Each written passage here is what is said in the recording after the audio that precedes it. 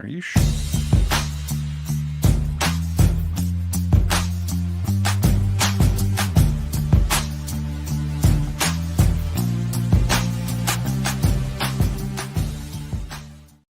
And we're back here once again with another episode of the MSK show, and this is going to be episode 293. So I hope you guys had a great day, and I hope you guys have a great rest of your week that is ahead of you. And in this episode of the MSK show, we have two topics for you guys tonight. We are going to be talking about Paramount's streaming movies strategy, as well as going over Sony raising the prices on the PS5. So, I have an announcement for everyone. So, as you guys know, during 2023, 2024, and a good amount of 2025, I was streaming from 3 different places because that's the StreamYard plan that I have. It gives you 3 destinations. I don't need to stream to many other places. That is just, when you start streaming to like 6 different places, it's like, is that even really worth it, honestly? I would like it if the StreamYard plan that I'm currently on did like 4 places, maybe, but that's it. But outside of that, I was streaming on YouTube, Rumble, and X. I had stopped streaming on Twitch. And then the more that I streamed on Rumble, I realized just how fucking worthless it was. And people know how I feel about Rumble. I pretty much talk about it quite consistently on my, X/Twitter profile, actually. So it's also something that I've come to realize is streaming on Rumble is worthless, honestly. So what I'm going to do with Rumble is that I'm going to stream on YouTube, Twitch, and X, aka Twitter, because no one really calls it X. And then I'm just going to download the VOD from YouTube and then just upload it to Rumble, because there's no point in streaming somewhere where it's fucking worthless as far as like discoverability. There's no algorithm, there's no way to create content to find what I'm doing. It's basically some sort of like recommendation for one person recommends you, and as you guys know, I really don't like that. Like, I'll be honest here, and I've said this to these guys too, and everyone knows this. I kind of like doing things on my own. I like getting the people that I like talking to. So you guys see Gray here, you guys see Warren here, you guys see Lapsed, and you guys see Chaz here. I like just kind of finding people that want to talk to me and like being here, and they like doing the videos, I like doing the show, which is awesome. I have the best team that I could ever ask for. Easily These guys are blackmailed. amazing. Good Lord. There's a lot of clout and money that I offer these guys. But it's this thing that no one really understands what I'm bringing up. It's like if I say it, then it's wrong. But if someone else says it, it's right. And I've always hated that in my life. That's one of my biggest pet peeves. It's like, I don't care if I dislike it's someone. just most of what you say is wrong as well. Oh God. So it's like, I've never functioned that way in life. Even if I don't like someone, if someone said something right, I'd be like, you know what? I don't like you that much, but you are totally 100% correct. I can admit that. A lot of people can't. And people have been coming to my realization more and more and more that Rumble there's some potential there. There is. I'm not saying there isn't. I'm not saying there isn't people that watch it, but there is a whole bunch of issues. And unless they get fixed, I'll still be there. I'll still have my account. If you like watching my content on Rumble, it'll still be there. I'm not technically leaving. But you'll just be seeing the VOD of the MSK show or whatever Cloud9 podcast or game stream that I do. I'm just gonna upload the VOD manually. I have a good enough PC where it doesn't hurt the space, honestly. It'll be totally fine, And I don't like Twitch that much either. I really don't. But Twitch, I heard, is gonna implement some sort of like better discoverability on their website, maybe. Who knows? That's what I heard. I could be wrong. But I just rather much stream on Twitch because I feel like it'll matter in the grand scheme of things more than streaming on a platform that is fucking worthless. Like, literally, until Rumble fixes their discoverability on their platform and actually creating a algorithm that can get people to find different content, not politics, I'm not streaming there anymore. I'm making that clear on this episode right now. I am done doing it. I hate it so much. It is fucking a waste of time. Enough. And then I get you. I'm not going to argue that it's not a waste of time, But you should do your part in it too. Don't necessarily like name the stream like bar s hot dogs or like whatever the hell else it is. Come up with something that would help somebody know what it is. Those views, you know, if you want those streams got views. When I tell stuff like that, they actually got views. I'm not shitting you. Yes, somebody will click on it like, what the fuck is this? I don't know how long the duration of the view is though. So if you want it to show it to a new audience, maybe let them know what it is. You're right. And the thing here also is my type of personality is I like to kind of do things on my own. As people say, grind it out. I don't really look at it as grinding. I literally look at it like I just do this for fun. And I'll be honest, I'm not trying to enter everyone's community. First of all, the reason why I don't want to do that is because I've been a part of a lot of them. It's really not all it's cracked up to be. Second of all, you know, like my own way that I like to do stuff is that I would like if the platform does its best job to get people to come over to it, and then the creators are the ones that can basically make the content, and then people can pick and choose to watch, right? That's kind of my only hope for a platform. Like my X profile grows. My Twitch profile, when I was streaming to Twitch like every day, grew. It was slow, but I saw it grow, right? My YouTube channel, my main one, grows. My comic book channel that I started like last year, I think around June, grows. And people keep saying to me like, but on Rumble you're monetized day one. It doesn't matter. You make like 5 cents. I'd rather not be monetized with that logic. I'd rather just not be monetized at all then. And then, you know, so my thing is there's no growth there. I'm not going to not stream there. That's all I'm saying. But it's just worthless. It's a waste of time. More people are coming to the conclusion. I hope they do. I hope they honestly do. So I'm just going to make sure I mention this one more time. I'm not streaming there until the algorithm is implemented and discoverability is fixed. It's a waste of time. And people keep telling me bullshit. Like, you just have to work harder. Imagine telling me someone like that to work harder. I literally stream 7 days a week. No. Most of us are saying smarter. Like, you're putting a lot of effort in. And we're just saying, hey. Dude, I'll be honest, man. It doesn't change anything. I could change tags, thumbnails. I could promote it. It does nothing. People know Rumble exists. They just choose not to be there. Like, Kick came up, has more viewers. The new place Party has more viewers. There's a few other ones that have been doing better in viewership. To be fair, maybe they're view botting. Everyone view bots if you're on that level. I'm not saying people are view botting.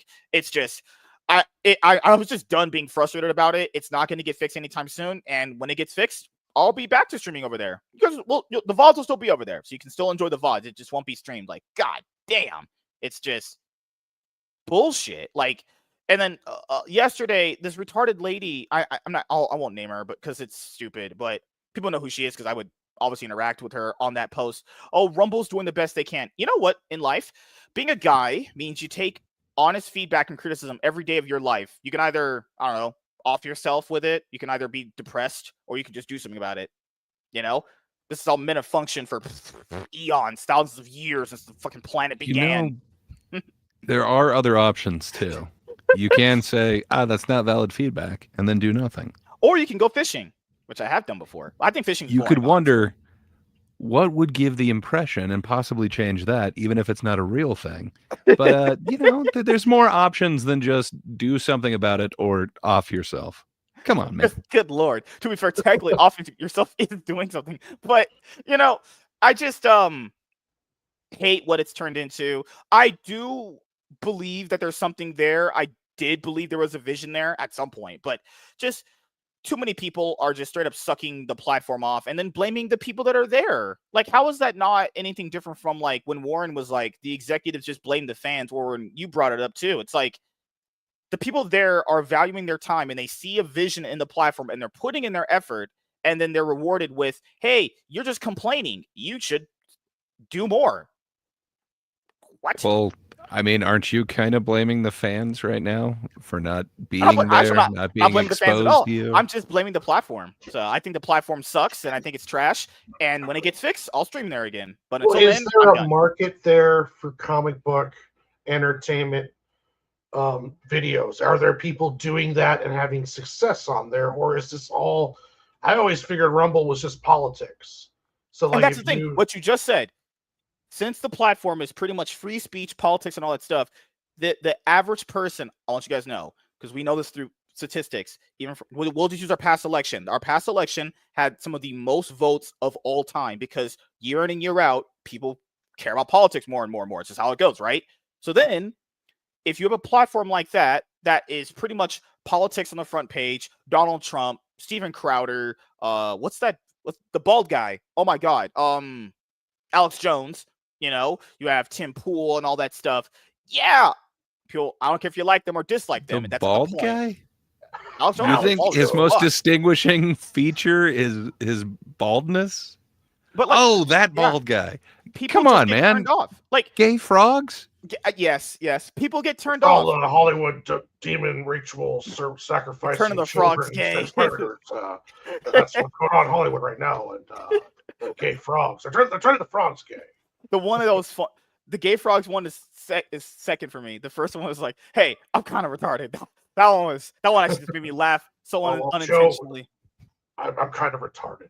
That shit was so funny. I was like, oh, all right. I mean, and it's one of these things where I don't mind if they're there. I'm not saying like Steven Crowder and like Donald Trump's son and Tim Pool and Fresh and Fit, all those people, they have value on the platform. And I'm not saying they don't provide any value. I think they should be featured because they have contracts, right? I think if you have contract work there and you're getting paid for it, like, they have that TV syndicated kind of broadcasting you're doing, that's fine.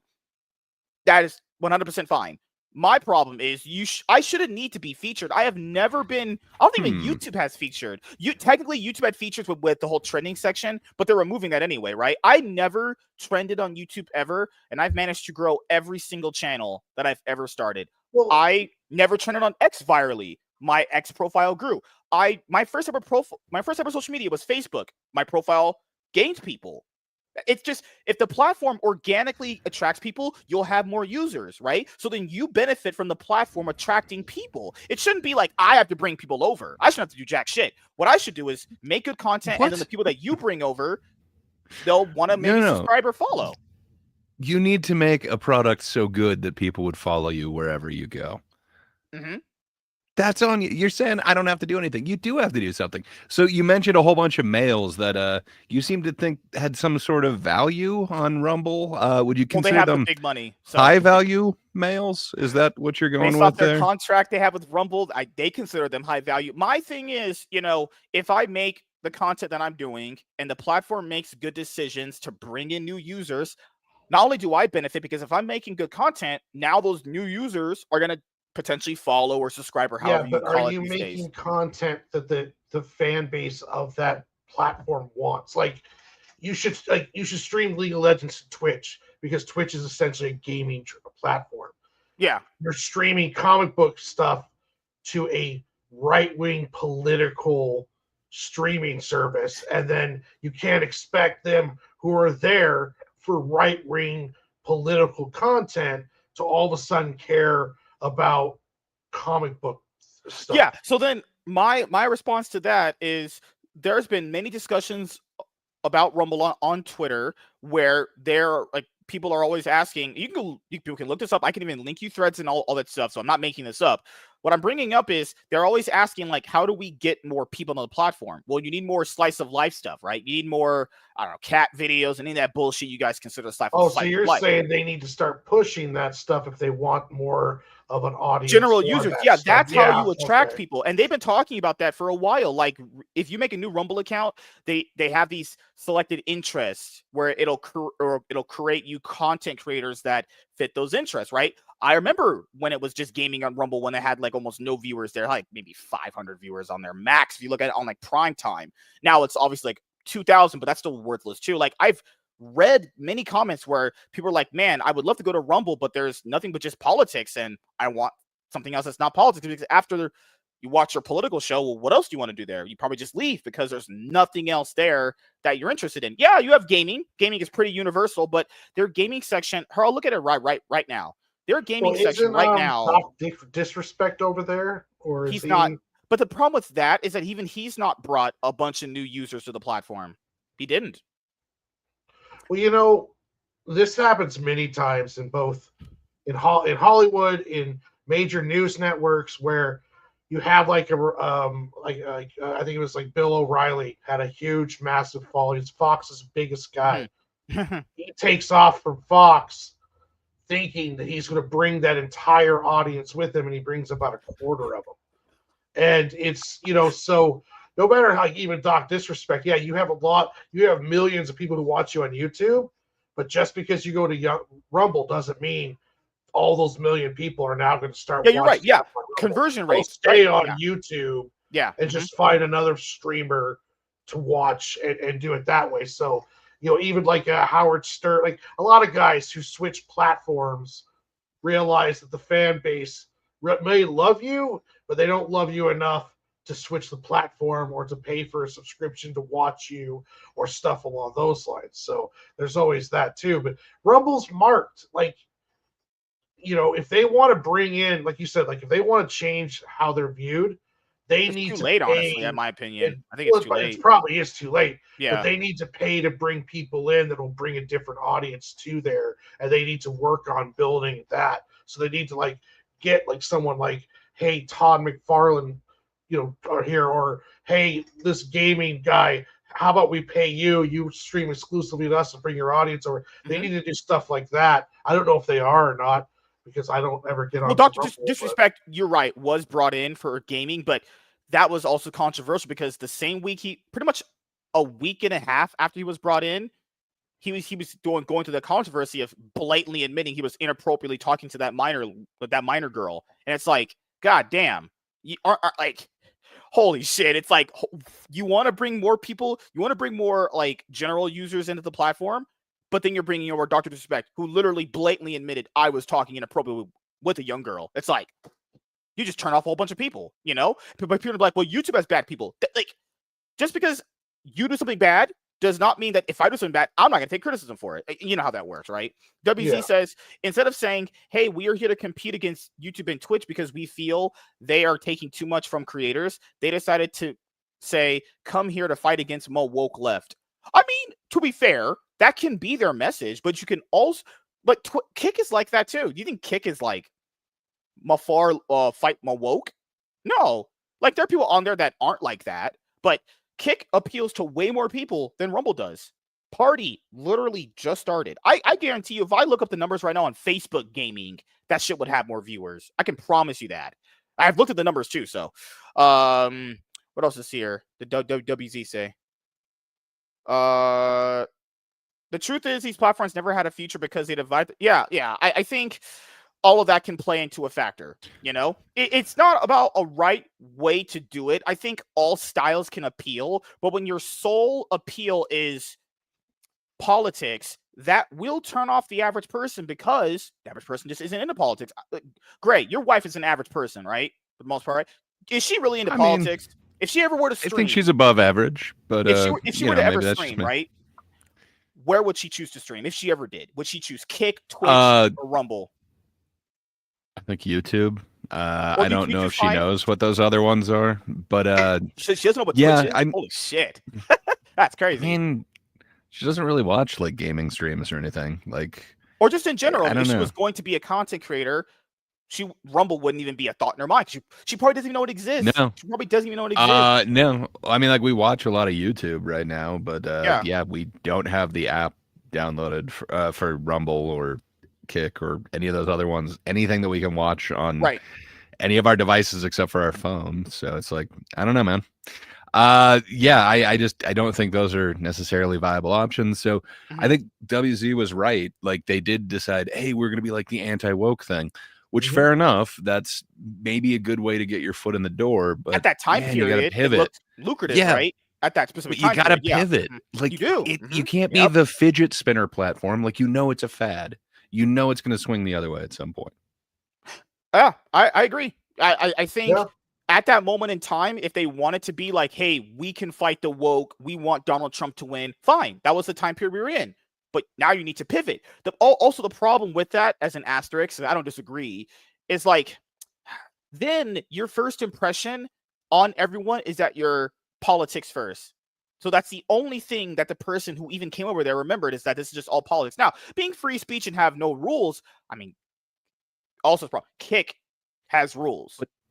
right? If you're I going to think be the platform- politics, Mhm. be better than everyone else. Like I hear you can be edgier, but I don't know that there's better. Like they're not Yeah, you're right. getting any of these former news people to like have shows over there. They're all, like Piers Morgan, I Tucker guess Tucker Carlson, doesn't Candace have Owens, they have their things over there too. Yeah.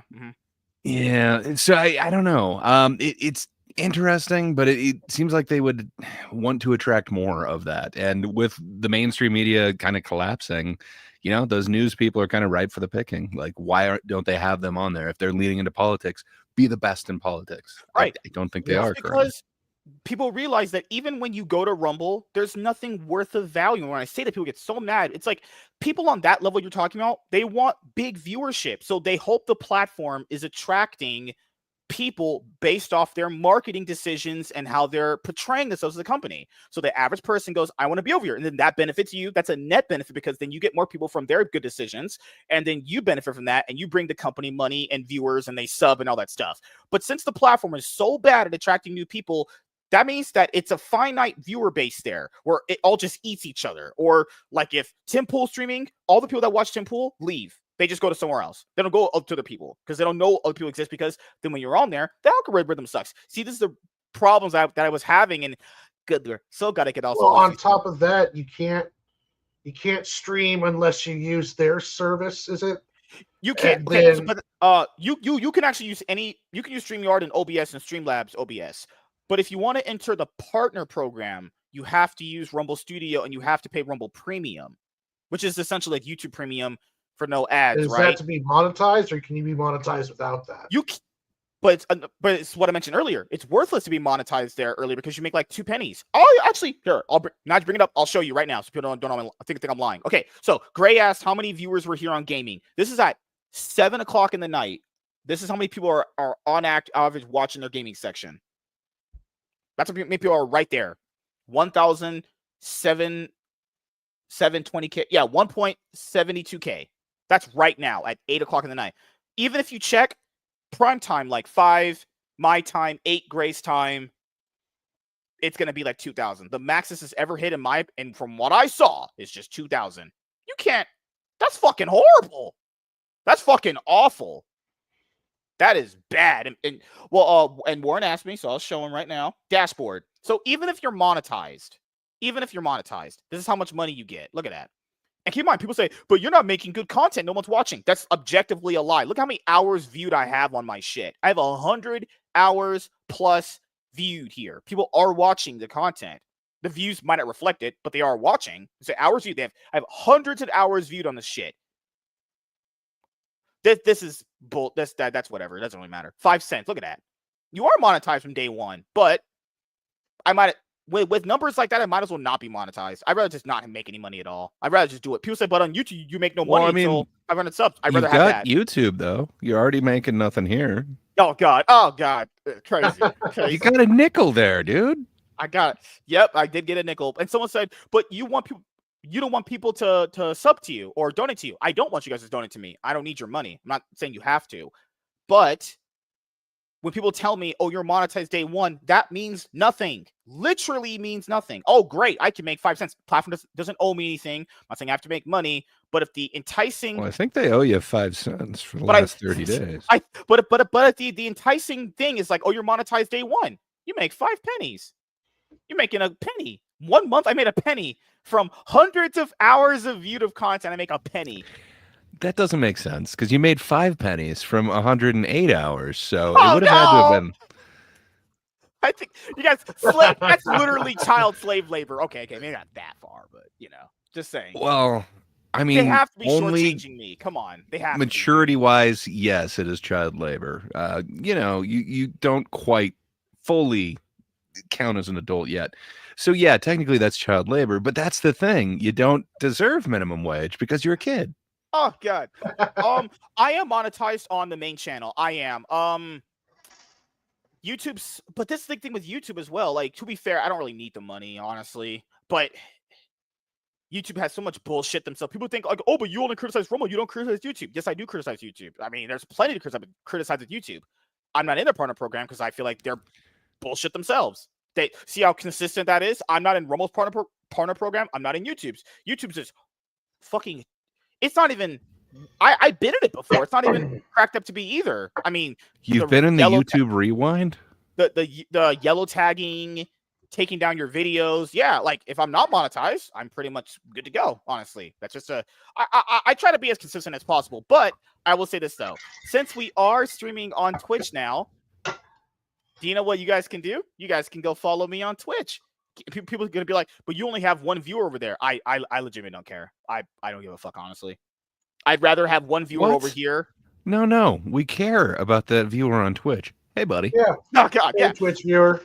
So if I'll be honest here, if you're someone that wants to see me back on Twitch, here it is. Now, they said to put the show and talk shows and podcasts because just chatting is crazier, right? Because just chatting is mostly for like IRL streams, like bitches doing bathtub streams. I don't like Twitch either. I mean, I want to make sure I'm very clear here. I don't like Twitch either, but Twitch is definitely better at creating people to watch their for the average person to be on their platform and watch it than Rumble. It's just I'd rather take 3 viewers on this than whatever I was getting on Rumble. 5 cents, people, 5 cents. Hundreds of hours viewed. That means people like what we're doing. I get people watching. And you can do dino dances now again. You can do dino dances. The dino dances. And it are was so Walter. Walter. Oh, is that the same Walter as Walter? Yeah. Also on Twitch, because Twitch has the best emotes. Wait. You can literally do dino dance. Oh my God, it's Inception. There's a black guy talking. And there's a jar of mustard and a light-skinned black guy. Are you the Twitch viewer right now? Did we say hello to you? No. Oh, it can't be. I mean, you know how people say like you should have the one viewer up and you should watch yourself. I don't. I never do that. So I don't know who's watching. No, it shows right now because I'm gonna click. I'm gonna exit the browser after I'm telling you guys this. So you guys can do Dino Dance now. Twitch has the best emotes, and if you want to follow me on Twitch, it's C9 Master Swag King on Twitch.tv. There you go. And the VOD itself will be on Rumble after the show's over. And if you want to watch it on X, you can, or it's going to be on Twitch. There you go. I am done streaming to that fucking worthless pile of shit. Slave labor over there. For now. Until they fix the algorithm. Keep your options open. Man, you don't have to burn every bridge, okay? Just, dude, hey, you know what? I'm not streaming to there right now either. You know what I'm not doing? Talking shit about it. Dude, literally on Twitter, you saw my tweets. I just brought up basic criticism, even before going full trash talk mode. People were like, but you don't deserve to make money on any platform. I never said I wanted money. I don't want any of your fucking money. I don't want no money from these places. I just want the platforms to make good decisions to bring in new users so I can create content, and then I benefit from that. And then you benefit from that too. That's all I care about. I benefit from that? I benefit. Hey, I said benefit. Oh my goodness. You're fucking with me. I benefit from that, and you benefit from that. We all benefit. Everyone gets to benefit from the platform making good decisions. Now, is Twitch making any good decisions? Probably not. But it's a hell of a lot better than Rumble. Hey, we'll see how it pans out. So let me Vader 10100. That's Walter. On Twitch Walter says you ain't shit, MSK. Okay. So creator dashboard. So let me see the path to affiliate. And keep in mind, he's got a point. I don't know. Very intellectual comment section here. Good Lord. You guys are just kiss asses. I hate you. So I don't know what happened with the affiliate program. Come on, I haven't streamed on Twitch in like a couple fucking years, honestly. So I already have the amount of followers. I already have that. Oh my God, I streamed to Twitch a lot and I gained traction. Fucking insane, right? A platform making good decisions and you get to benefit from that. Crazy. So stream 4 days a month. I can do that. Stream 4 hours a month. That's easy. Minimum of 3 average viewers on 4 different days. So I need a minimum of 3 average viewers on 4 different days, and then we can hit affiliate. And then what can happen with that is that you guys can donate bits and all that other bullshit you guys MSK, like on Twitch. You realize what you've done though, right? What do you need, sir? So because you're going over to Twitch, if you look in the chat now, the Great Dinosaur emote appears to be hell there. Yes! And, yes! That is kind of awesome because you do bring Great Dinosaur to us all. Hell yeah. See, wouldn't have had that without on Trash Rumble. Well, like fucking platform is booty ass. People people sucking it off like it's some good thing. Like fuck off. That platform sucks ass. Eat my pussy. Like oh my god. Give me 1 second over here because I was looking at my other monitor. So wait, Rumble makes you want to tell them to eat your booty. Okay. What can I say? I used the what the hell was it called? Rumble Studio for a second. It seemed okay. I tried it out in beta. I wanted to see if it kind of competed with StreamYard. It's awesome that they're actually doing that as a platform, that they give you kind of it's basically StreamYard, but it's just for Rumble. It's kind of nice. It makes it super easy to do shit, but at the same time, it felt like something that they were just starting out with. Guys, we literally know it's you. That you guys aren't. Now everyone's just gonna do dino dances all night. Even what? So apparently WZ said when I'm going off on my yapping rants, which are top tier quality discussions with you guys, he's just gonna just spam dino dancing. Well, anytime you bring Great Dinosaur to the stream. When you go on your rants, my mind usually wanders to stuff like dinosaurs dancing. Or oh my god, I legit hate you guys. What I have to do after the stream, or my laundry, stuff like that. Shopping list. Yeah. Counting the holes in the ceiling tiles. So that's pretty much it for just what I wanted to bring up for the show. You know, I just fucking hell. I'm done. When Rumble fixes their platform issues and gets a legit algorithm, then I can stream over there again. But since it's not gonna happen anytime soon, fuck that platform and fuck anyone who you know what? Rumble, prove him wrong. And fuck you, MSK. Yes. Please, for the love of God, prove me wrong. I don't think any of the platforms can figure out the algorithm problem because they want to boost posts that get interaction. But the problem is nothing gets more interaction and quicker than usually drama or negativity of some kind, getting that kind of extreme reaction out of people. So I don't know. I don't think they've even solved that problem yet. Because if you notice, it's on all of the platforms. I mean, Facebook, you can't even get noticed by your own followers. Facebook, I think, Facebook is just about as bad as Rumble when it went.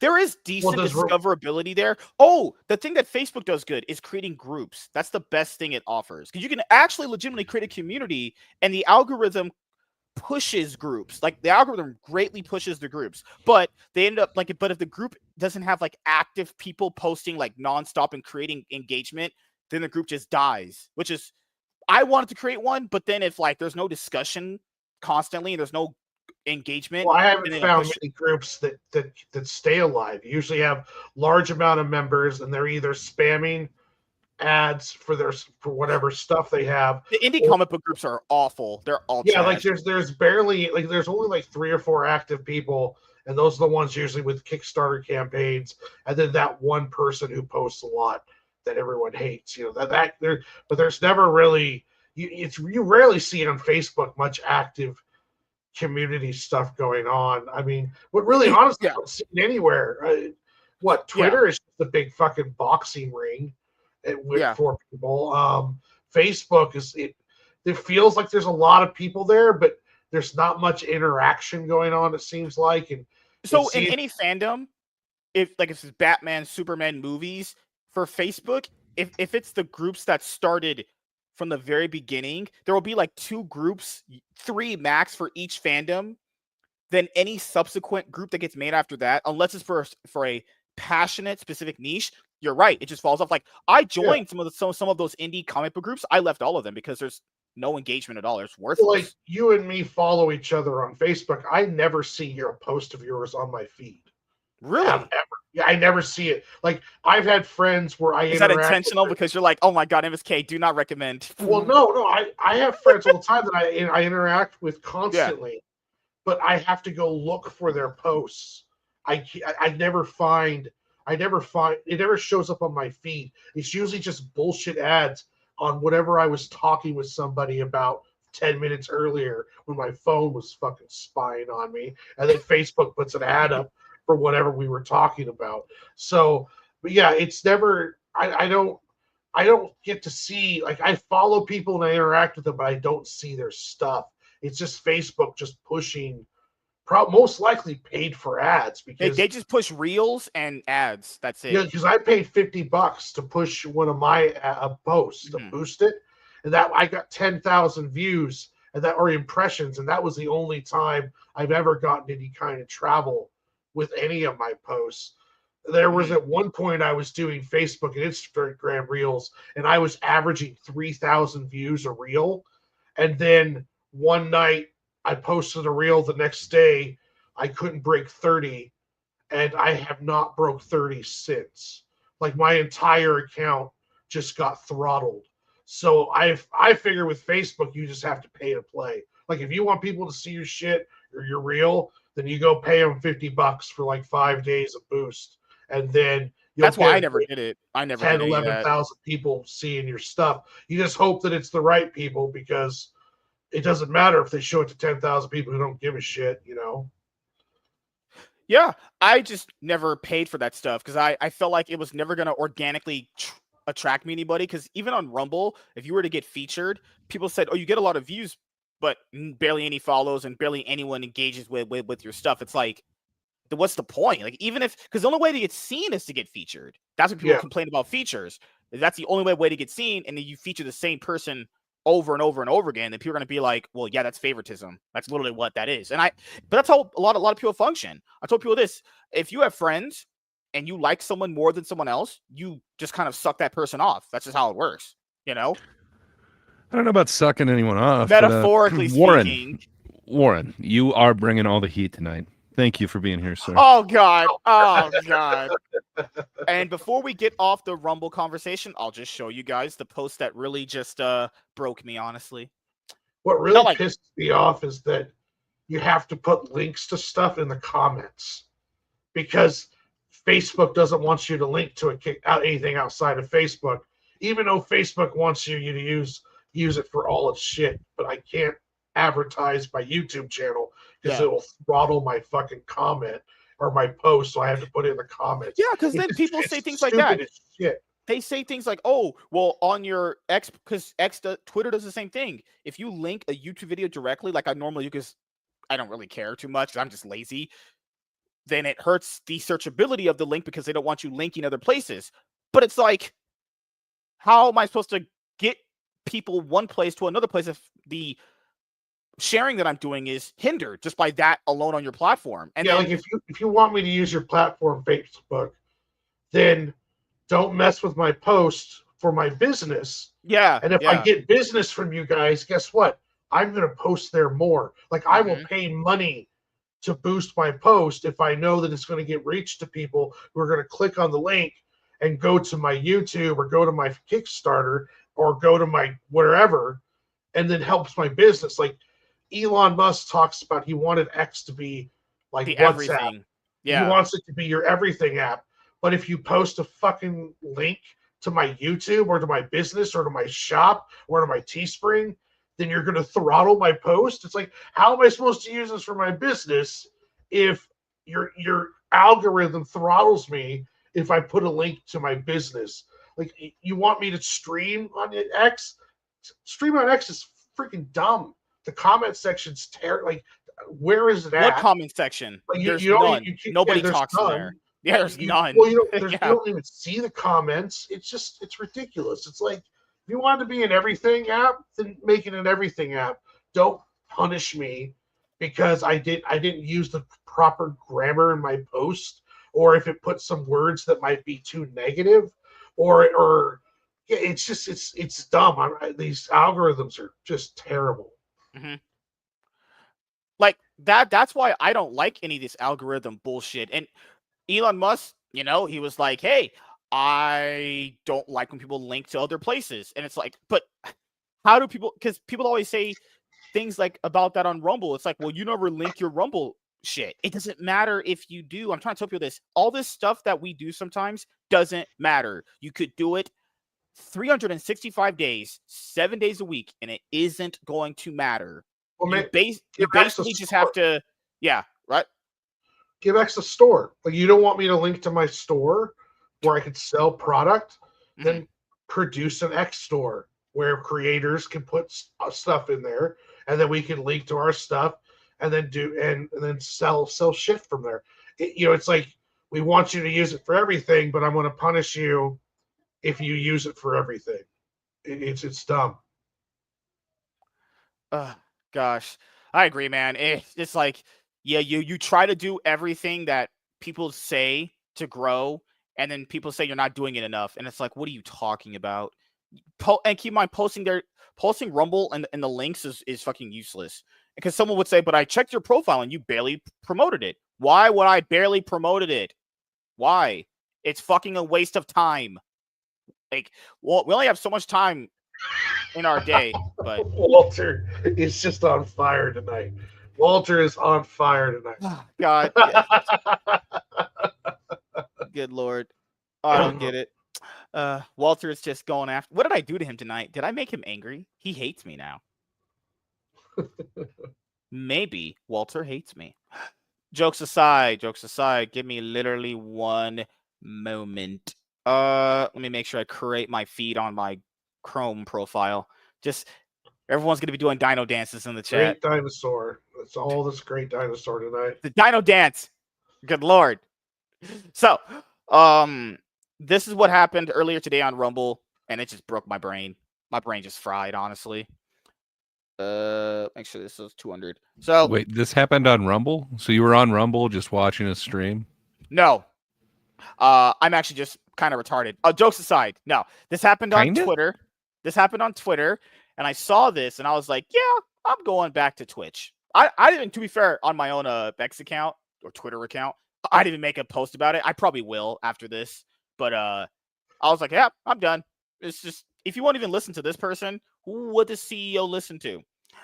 This guy says, a fun fact, I will be stopping the free Rumble stream at the end of the month. The show on the front page, 12K concurrent viewers. My show, 200. Nationally syndicated radio show I'm giving to Rumble for free. Not cool. You want to watch daily? Get to YouTube and look for the same name as here, at Joe Talk Show. Man, I would love to have that guy on and talk to him. He sounds pretty fucking based. So then, yeah, I don't think that'd go too well, but you never know. Well, it might be a good juxtaposition. You know, you have somebody who probably is somewhat intelligent, and then MSK. So Chris Pavlovsky, the CEO of Rumble currently, said this in response to him. It's hard to feature every creator. It really is. This is already bullshit. Already in the first sentence, it's just people just. But wasn't he saying that he was featured? Didn't he say first page or whatever? So it's not about. So like I said earlier, being featured is the only way to get seen. Which, because I explained earlier about the problems of discoverability on the platform, they feature the same person over and over and over again. It's now, I'm not counting people that have paid contracts. That is fine by me. If you have a paid contract and he's giving you money to, that's fine.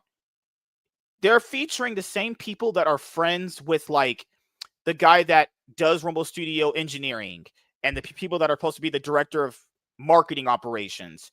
So if those two people, those same dudes, like people that suck off Rumble, they get the added features, not the features that are for the big syndicated programs on there. That's what he doesn't get. Chris is such a moron sometimes. He doesn't get this. They could feature. You speak with such flowery language. So Chris could feature. Could you help us? Could you help us to all understand what you mean by suck off Rumble? So like the same. I don't hate Rumble. I think it's cool that they've got the Rumble Studio as an option. Am I sucking Rumble off even though I'm not streaming over there? I'm not saying, hey, everyone go to Rumble right now. What level constitutes sucking them off in your So they have ambassadors that are supposed to basically, build the community and spread the good word about Rumble and promote it, right? But then those are the only people that you feature. I mean, if you want to get other creators known and you want to basically show people that there's other creators on the platform, then you need to feature them. And if they obviously fail at being featured a few times, don't feature them. But you just need to give them a shot. Also, the other thing, when they had their smaller creator program on the platform, I don't know if Gray remembers this. I think he might. Remember how they had a section for just people in the program? Do you know what they did? They took it away. So even if, and that was on the front page too. So you were on the front page, you were in the creator program, they took it away. The only other thing, the only other way to be seen, they took it away. So this right here is just an absolute pile of shit. You can't feature everybody, true, but you can feature more people differently than the people you feature right now. In fact, this is our number one complaint I see these days. Gee, I wonder why. If we could feature every creator, we would. You don't. You can't, but you need to feature more different kinds of people. He's That's not what saying asking. that they will. He And literally yeah. said if we could, we would. That's not an option. So you rubbing it in his face saying like, but you don't. It's like, yeah, because he said he They did at one doesn't. point. They did. They took it away. That point, there's So do you think there point- was any reason behind that? Like, I do you don't think somebody know, did the math and said, you know, actually we've done the calculations and this only gets this many click-throughs when we do random, where when we put these top creators, suddenly it creates this many click-throughs. Do you think like that was at all a factor no. in it? Or It probably was, Oh, okay. but it probably is. I'm just saying that the way that they featured creators before, you saw multiple people in that one section on the homepage, you know?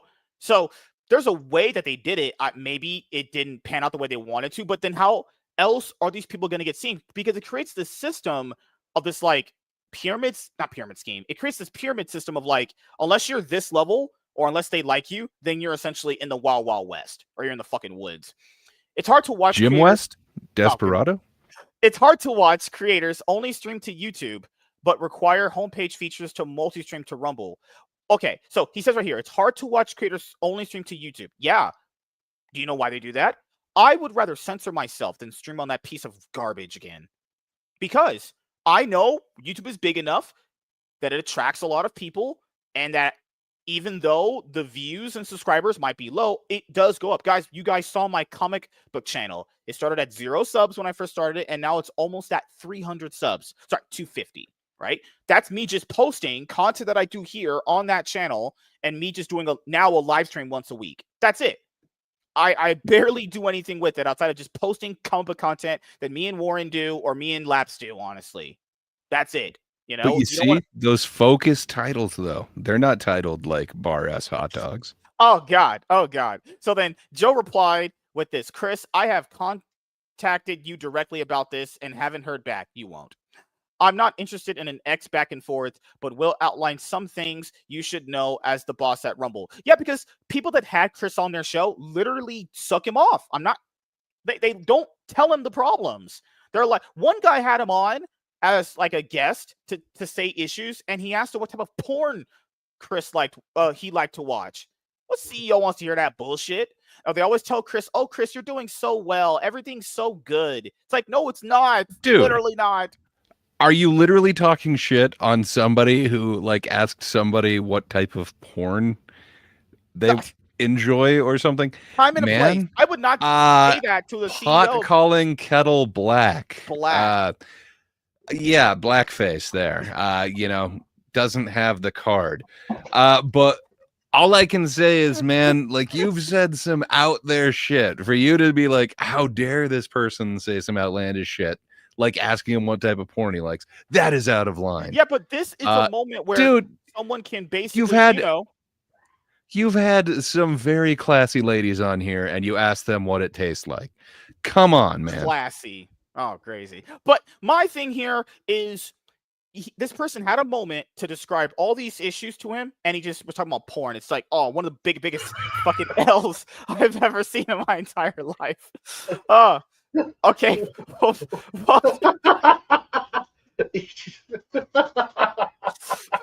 Oh, God. You might be your own worst enemy, MSK. Oh, my God. I like how I'm spitting a bunch of facts and you guys are just using it against me. I hate all of you guys. I never understand why a white guy came over my house and put it in me, didn't blow up in the general family-friendly algorithm.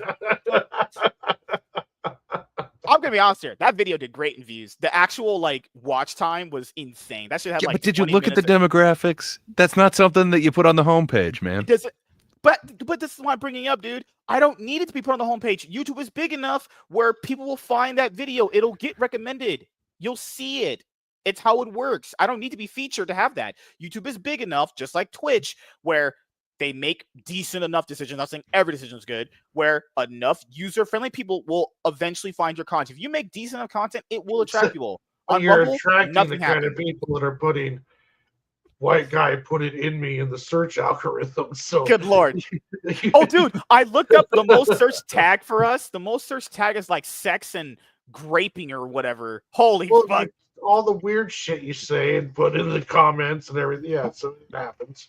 So,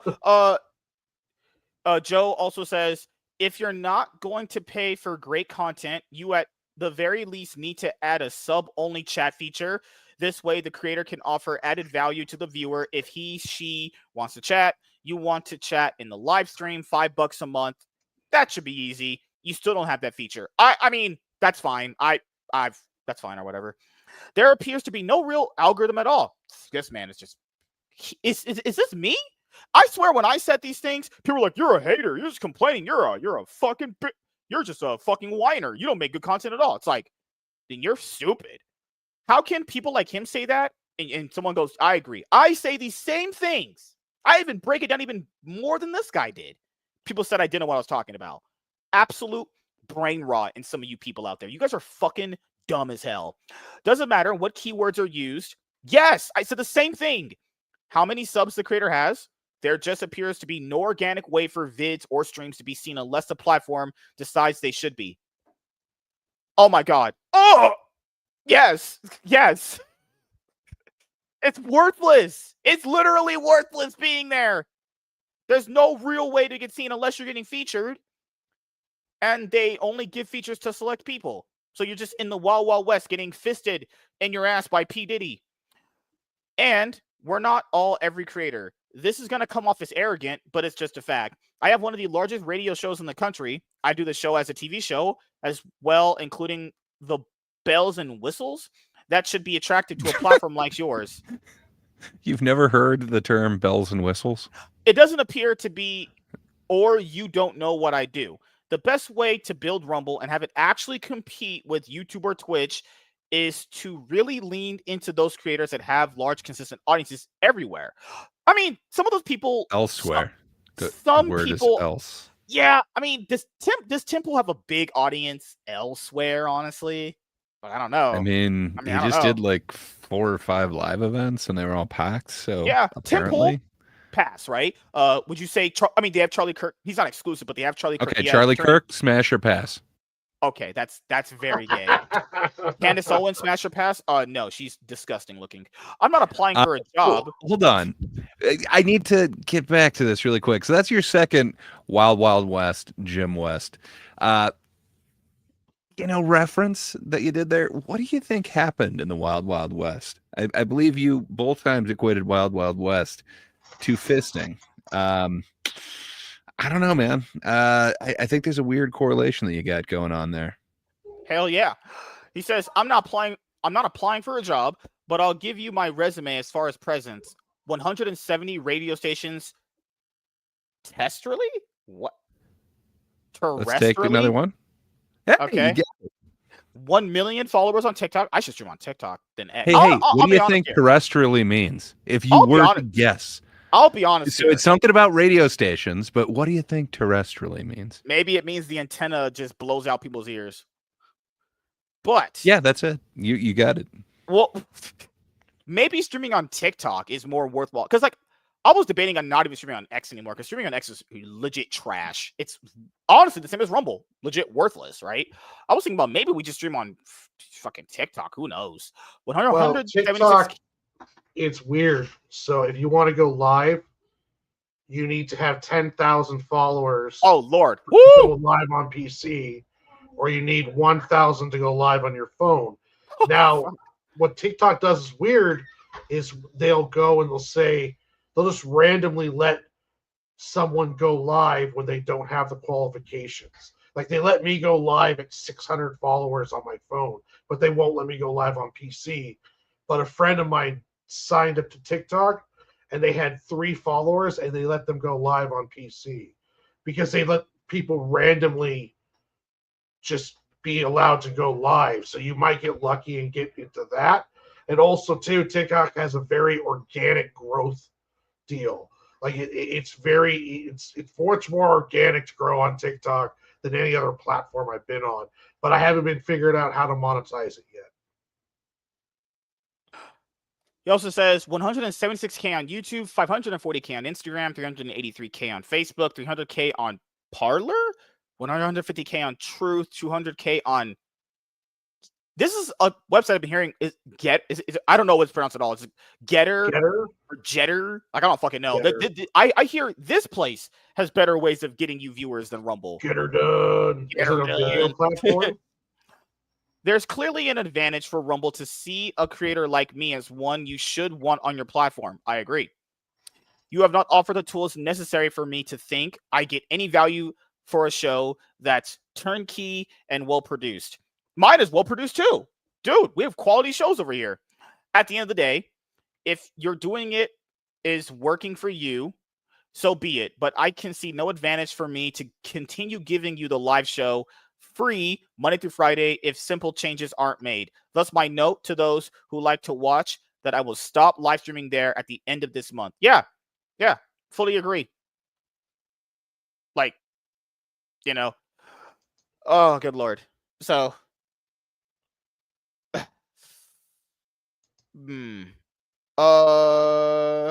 okay, so people I like this Black Peter Griffin loser. He talks so much MSK, are you talking about yourself like that? Be careful, man. But so what about you giving notice to your nickel's worth of fans back there on Rumble? Shouldn't you have warned them that you're just going to cut them off? But just nickel source just gone.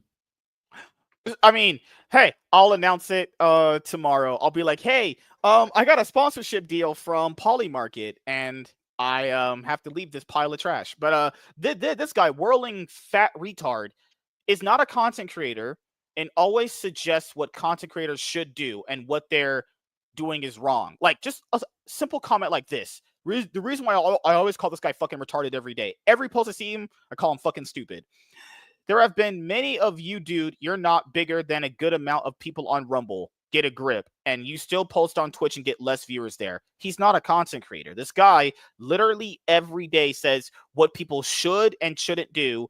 He has no clue what it goes into being a content creator. I'm not saying you can't have a perspective from a viewer point of view, because I used to have that same perspective too. But until I started doing it, it's much different. Gray knows how it's done. War knows how it's done. Like, this guy every day says bullshit like So this. wait, you're saying every single day this dude creates content that you comment on every single day? He's not a content creator at all.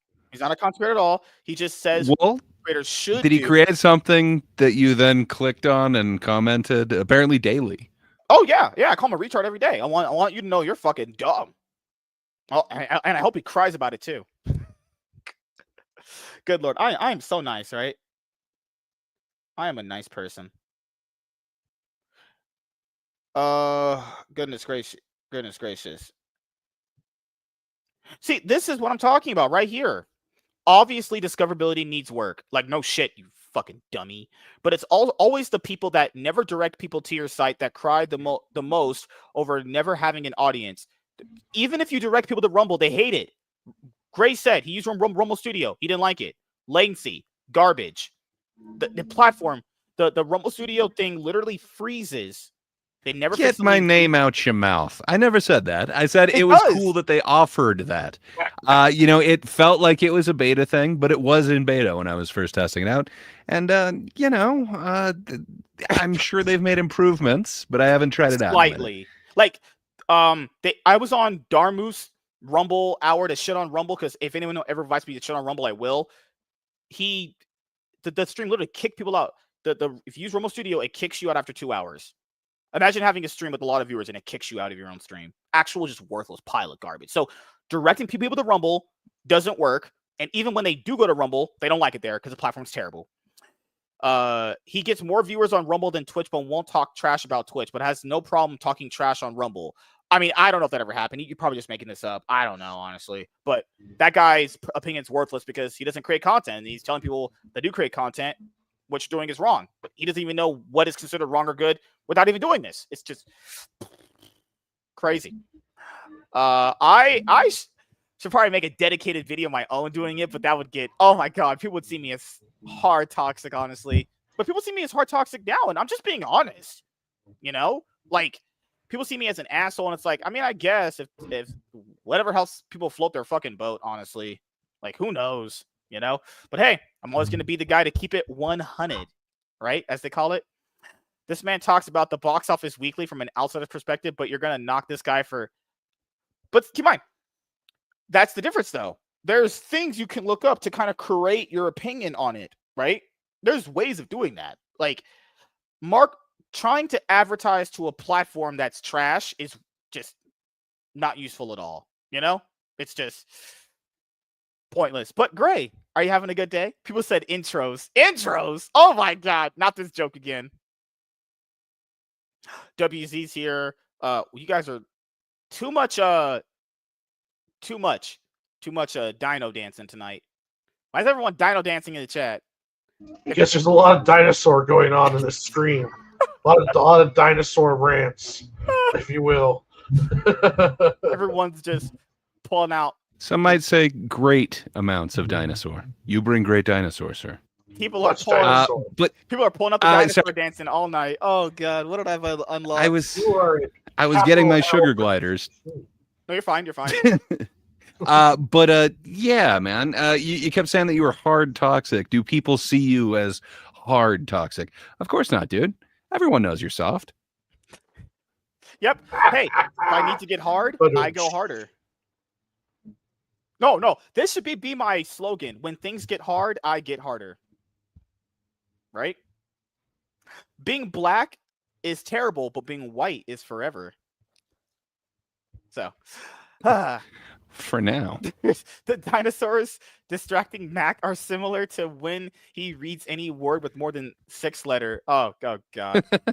This is all I need from you guys to help Terrestrial? to help me get affiliate on Twitch. So then this benefits you guys. You guys can donate bits and all that shit. And I think you unlock more. Customizable emotes come with unlocking affiliate. We need 3 to 4 average viewers when we do this, right? So if you guys can watch on YouTube and Twitch, that's greatly appreciated. Why settle for average viewers, though, man? Why don't we're not we getting anything bigger, bro? Let's get Twitch viewers like the YouTube viewers that are above average. Let's do this. Put the link for the Twitch in your YouTube. I'm not. No. I still don't like Twitch. I think Twitch is completely trash still. They need them. I don't know if they're going to create an algorithm for their platform. That's what I heard. But would you consider what you're doing sucking off Twitch? No, I still don't like Twitch. Okay. I still don't like Twitch at all. Okay. But I think they're a much more better option than Rumble. That's really all it is. It does sound kind of dick ridery. I'm gonna. I've literally. I said I hate Twitch. I hate Twitch. I don't know how you guys. Okay, now you're just gaslighting. You guys are fucking with me tonight. Oh my goodness. Walter says, "Did you have the spectacular MSK episode tonight? I'm not used to the start time. So that is once a week, Mondays, around 2 or 3 p.m. PST start time. I'm gonna try for an average of 2:30. For the most part, 2:30 p.m. PSTs once a week. O'clock? Monday. Yeah. Are you MSK on Twitch too? I'm gonna try to find you. Yeah. I'll just drop the link to it in the private chat. Not private. Good lord. I don't know if Gray follows me on there already. Gray. I mean, I've muted you long ago, but yeah. There you go. I just put in the private chat. I'll put it in the YouTube sector too. Oh hell yeah. That sector. There we go. Okay, now if one of the mods could just ban him for spamming. Kick is 10 times worse than Rumble. That's what I heard too. I can stream to Kick. I have a Kick account, but you're saying you can kick it. Imagine being called Kick MSK. Imagine that. Just imagine that. The irony in that. No. I mean, you're selling me on it. I'd rather just be here. I think it's fine. I'll just accept Twitch for what it is. I don't like it. I don't like it at all. But I'll type up this Twitch changes recently. Like I'll be honest here, I'm not changing my opinions on Twitch. I still think it's garbage, but it's a better option than Rumble, and that's really all that matters to me right now.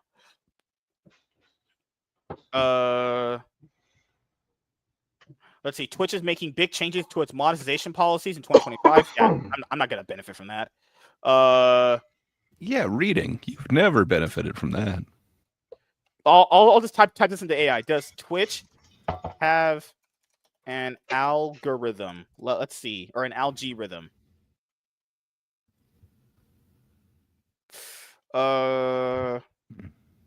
Instagram and Twitch roll out new TikTok like short form video. Yeah, I heard Twitch has like stories or reels now. Like that's kind of cool, but I don't even care. I'm good. So we're gonna go over the topics here in just a moment. Yeah, that's Warren. Who is that guy? Heard that guy makes comic books. Heard he's hot, rich, and good looking. No, you're being nice to me now. You were a dick to me last week. Oh my god, no. Fucking No, Twitch dick riding motherfucker. I'm not. I just. Oh my god, you guys take everything I say out of context, misrepresent my positions. Oh god, I hate all of you people. Yeah, I usually take attacks directly, shot right at me. Seriously, my bad. Give us mod abilities on MSK on Twitch, or we resign. How do you even do that? I don't even fucking know, honestly. No, there's no reason to be mods there. There's no viewers. We don't got no viewers over there. We have like the same people we have on YouTube. There ain't anybody new watching that shit over there. There's no reason for mods. Yeah, your mind. Well, that's because we don't have the mods there. The mods attract the people. Come on.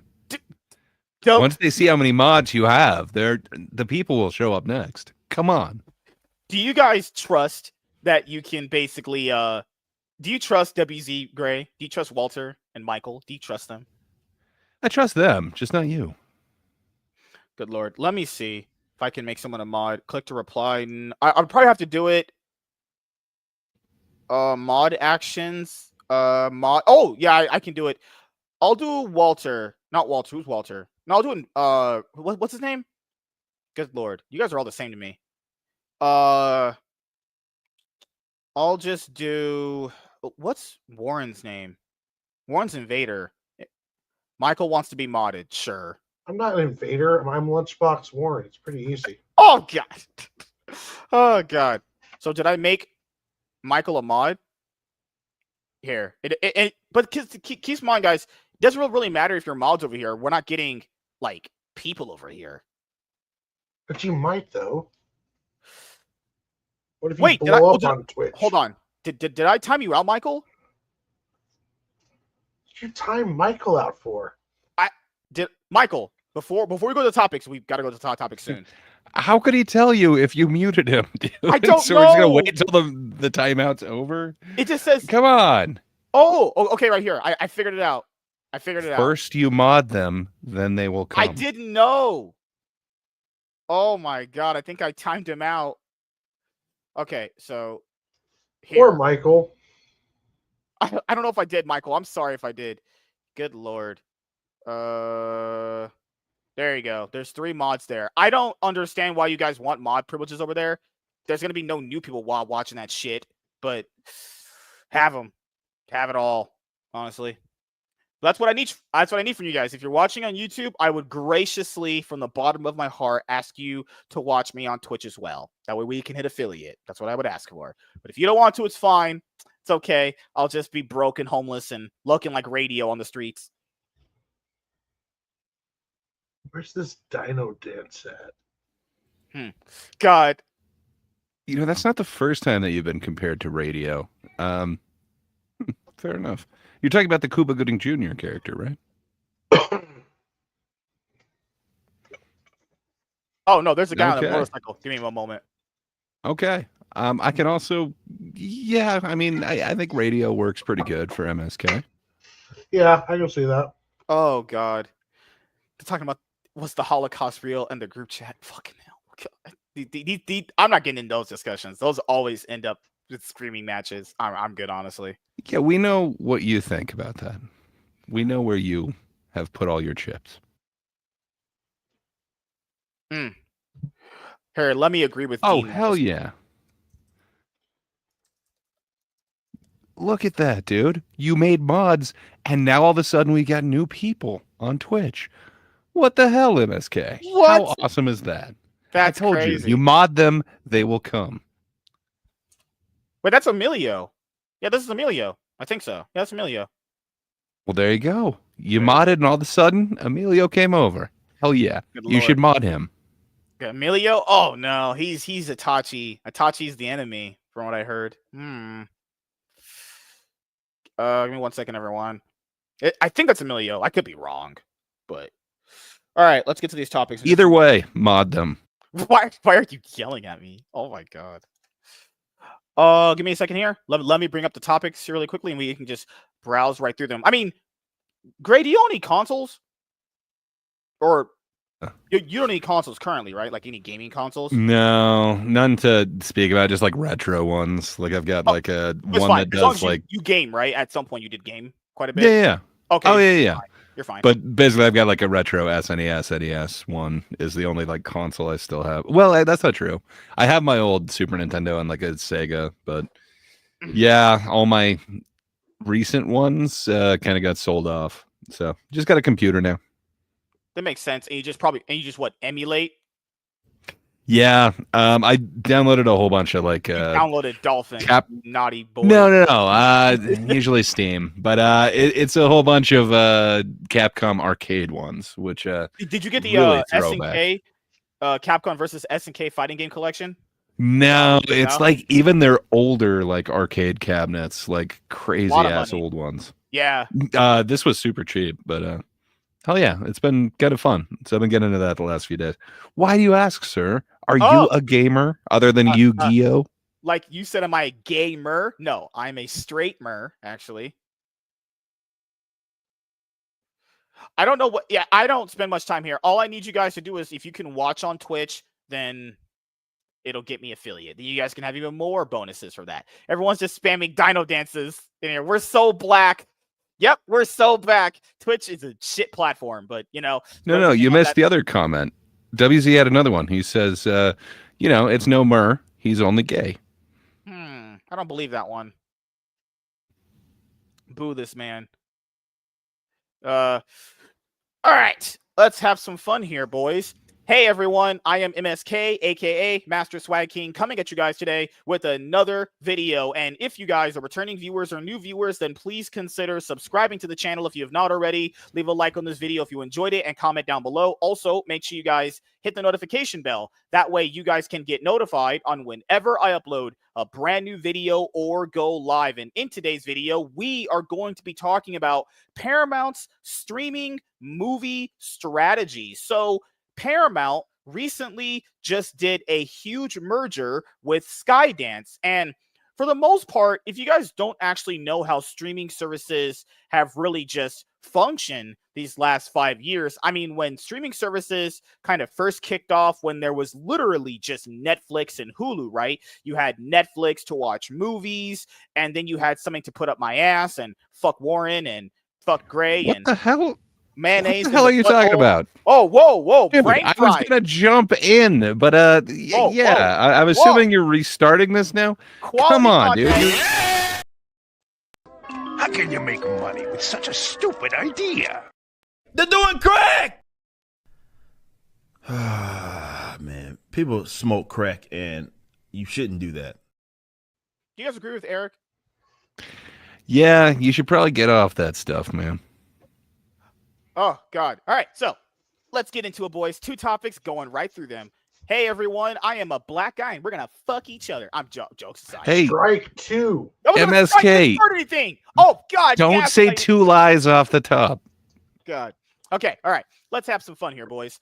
Hey everyone, I am MSK, aka Master Swag King, coming at you guys today with another video. And if you guys are returning viewers or new viewers, then please consider subscribing to the channel if you have not already. Leave a like on this video if you enjoyed it and comment down below. Also, make sure you guys hit the notification bell. That way you guys can get notified on whenever I upload a brand new video or go live. And in today's video, we are going to be talking about Paramount's streaming movie strategy. So Paramount What? recently just had a huge merger with Skydance, and there was a quote that ended up coming out as per a Variety article that we are going to be going over. So this also goes into a much bigger discussion as far as like streaming services, as far as the streaming wars are concerned, right? So I'm pretty sure at this point we could just kind of admit that Netflix has won the streaming wars, honestly, you know? Kinda. I don't know, man. So it's kind of a step back from where we were before.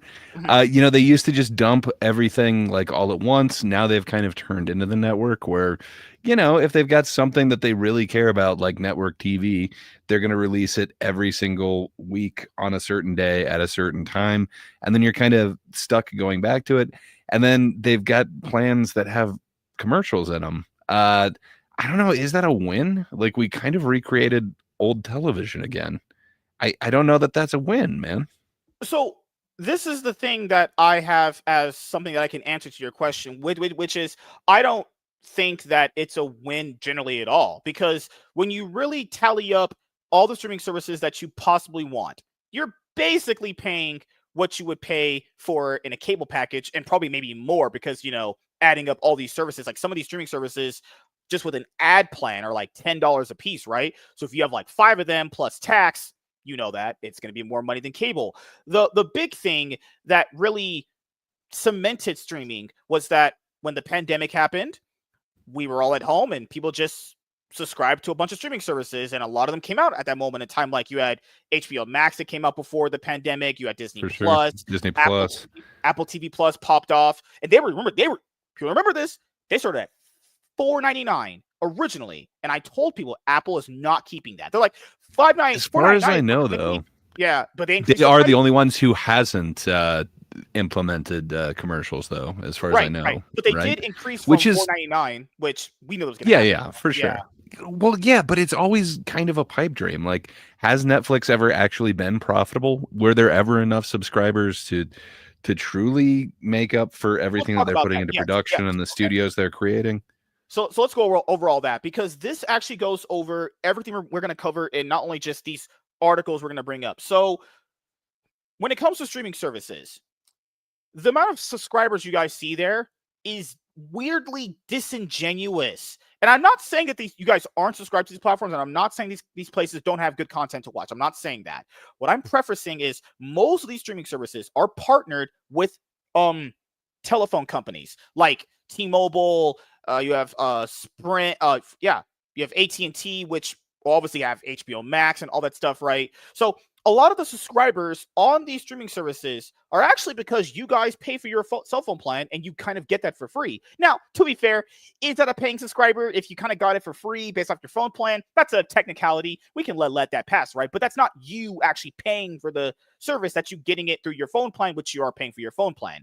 So then you must also count who's actively watching all this stuff, because going over some of these numbers, and we know this how any subscribing works on any platform, what is the active amount of people watching this stuff consistently? Like you might have like Disney Plus, I think it has like 250 million subs. How many people of that are actually watching this content consistently? Or do you just have subscribers, because people know how subscribing works? You subscribe to something and you just forget it, right? You just kind of just you're like, whatever, right? But I don't know, and then it also pans into something else we need to bring up.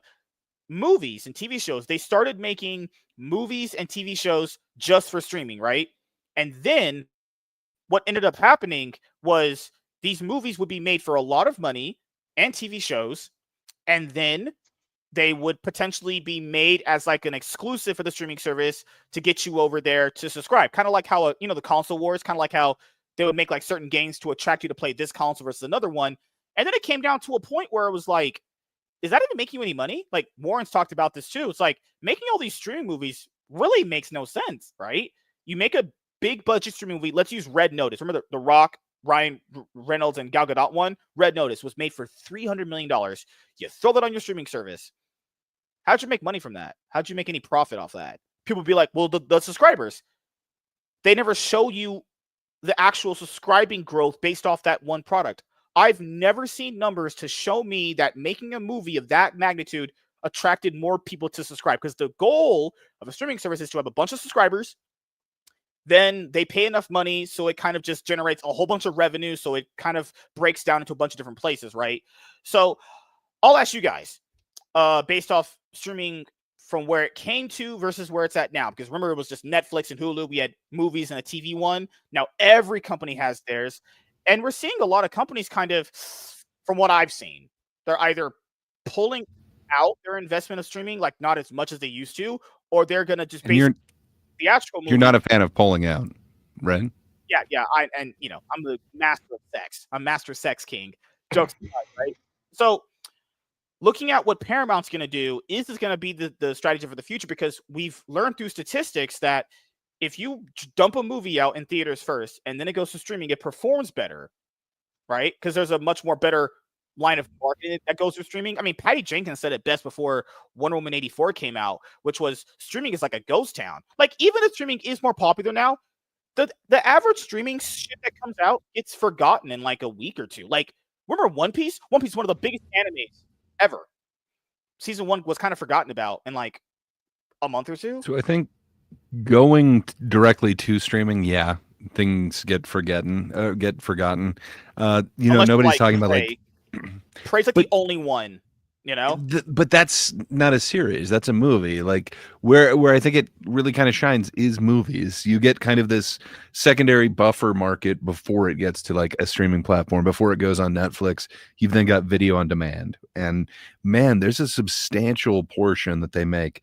Now I'm trying to remember exactly which one it was, but it made $100 million off just VOD alone, which that's pretty awesome, man. For there to be an extra, gets to keep most of that too. So yeah, you're not splitting that at all. So it's, I don't know, man. It kind of seems like the model's changing. Because when you have a streaming service, you have to pay for the employees that run it. You have to pay for the marketing team, all the cast and production. Like we've seen TV shows. Dude, you just outsource them. Right. We've seen that, right? So they stop essentially making like these console wars style strategy for streaming services, and they kind of just like ship this stuff out. I mean, David Zaslav, that runs Warner Brothers, he started shipping shit out. He even said there's no point in keeping all that shit there if no one's watching it. I agree. There was no point in all these streaming services having all this shit and no one's watching. There's no way any human on this planet, even if you were jobless, could watch all that shit. There's no way. It's absolutely ridiculous. Like David Zaslav shipped out a Batman animated series to Amazon and got the bag for it. Good, because that series looked like it was absolute garbage. But I digress. Warren, what did you want to say?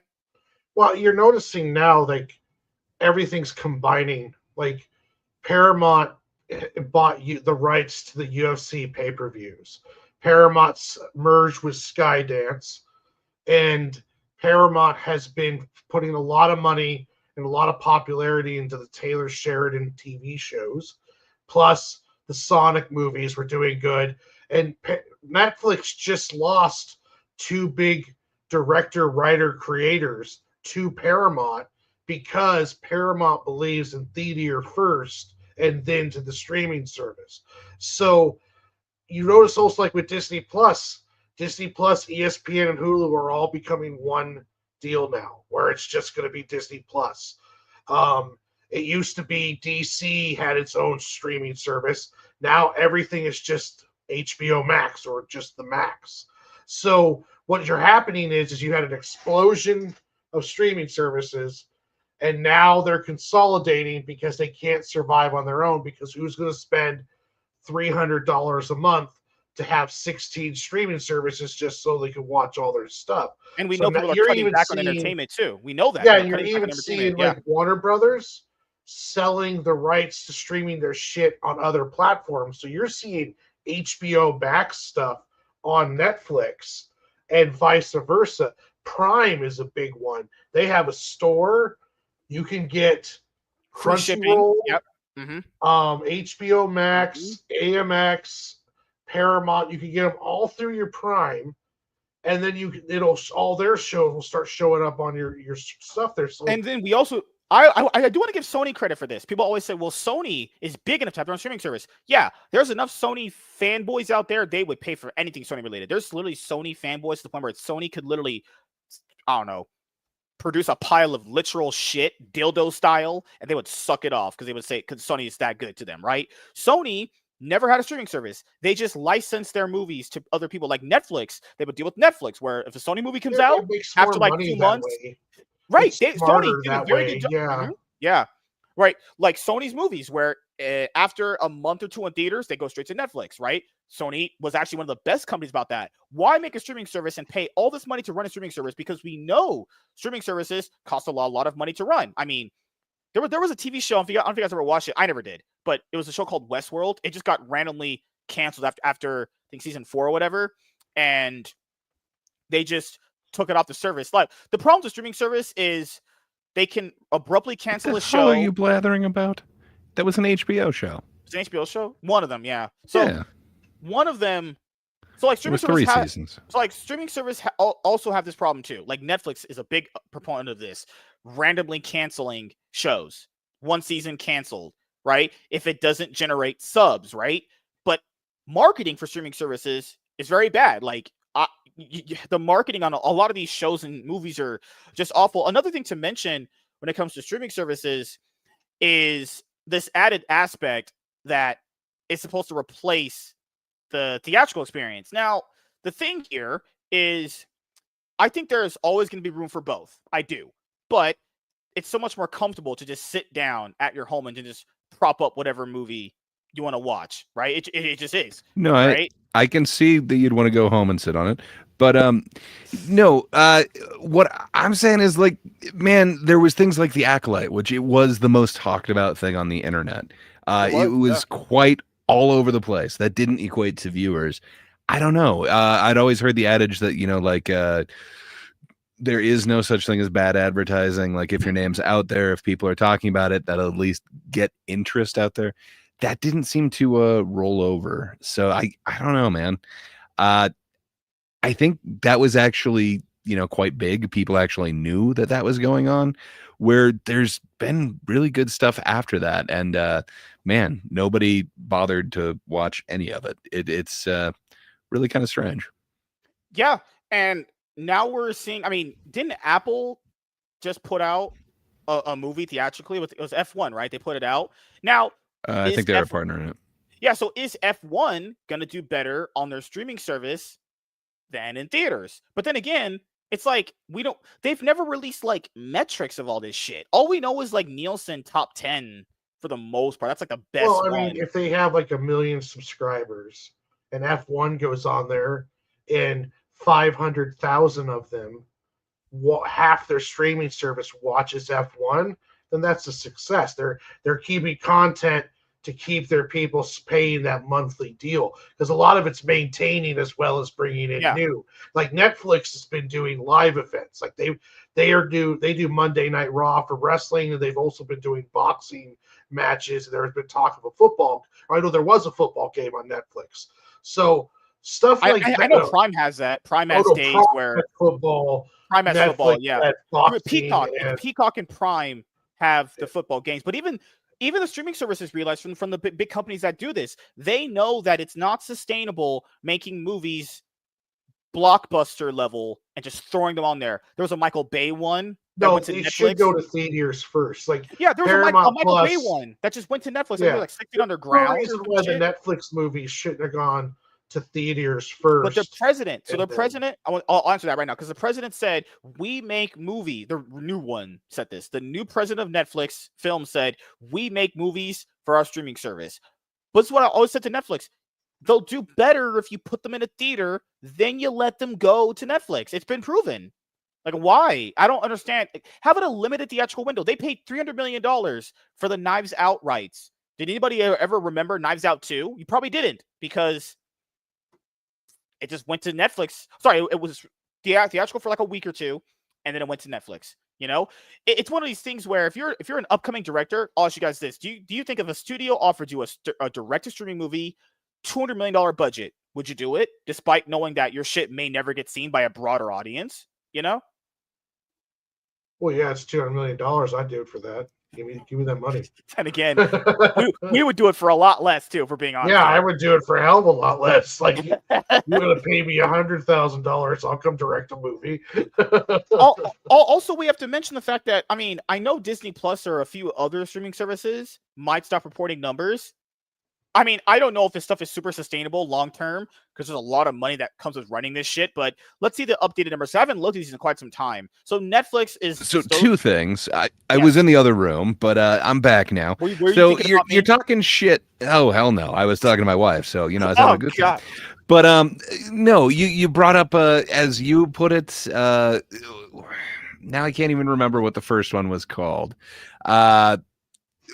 God damn it. It's the Rian Johnson mystery one. They were just Knives Out. You were saying, does anyone remember Knives Out 2? No, because there was no Knives Out 2. There's The Glass Onion, and that was huge. It lit up a whole lot of the commentary community on the internet. A lot of people hated it because they were expecting it to be one type of movie, and it wasn't. It was huge to the point where Wake Up Dead Man, which is the next one, which is going to be coming out in the near future, is kind of a big deal. But when you're talking, would you take $200 million to make a movie? Yeah, it might be the only way that some of these guys get to do something that has a little bit of creativity to it, where the ones from the big studios, it's going to be a sequel of something. It's going to be a known IP where maybe you'll get to do something different. Like Doug Liman, for instance, is one of them.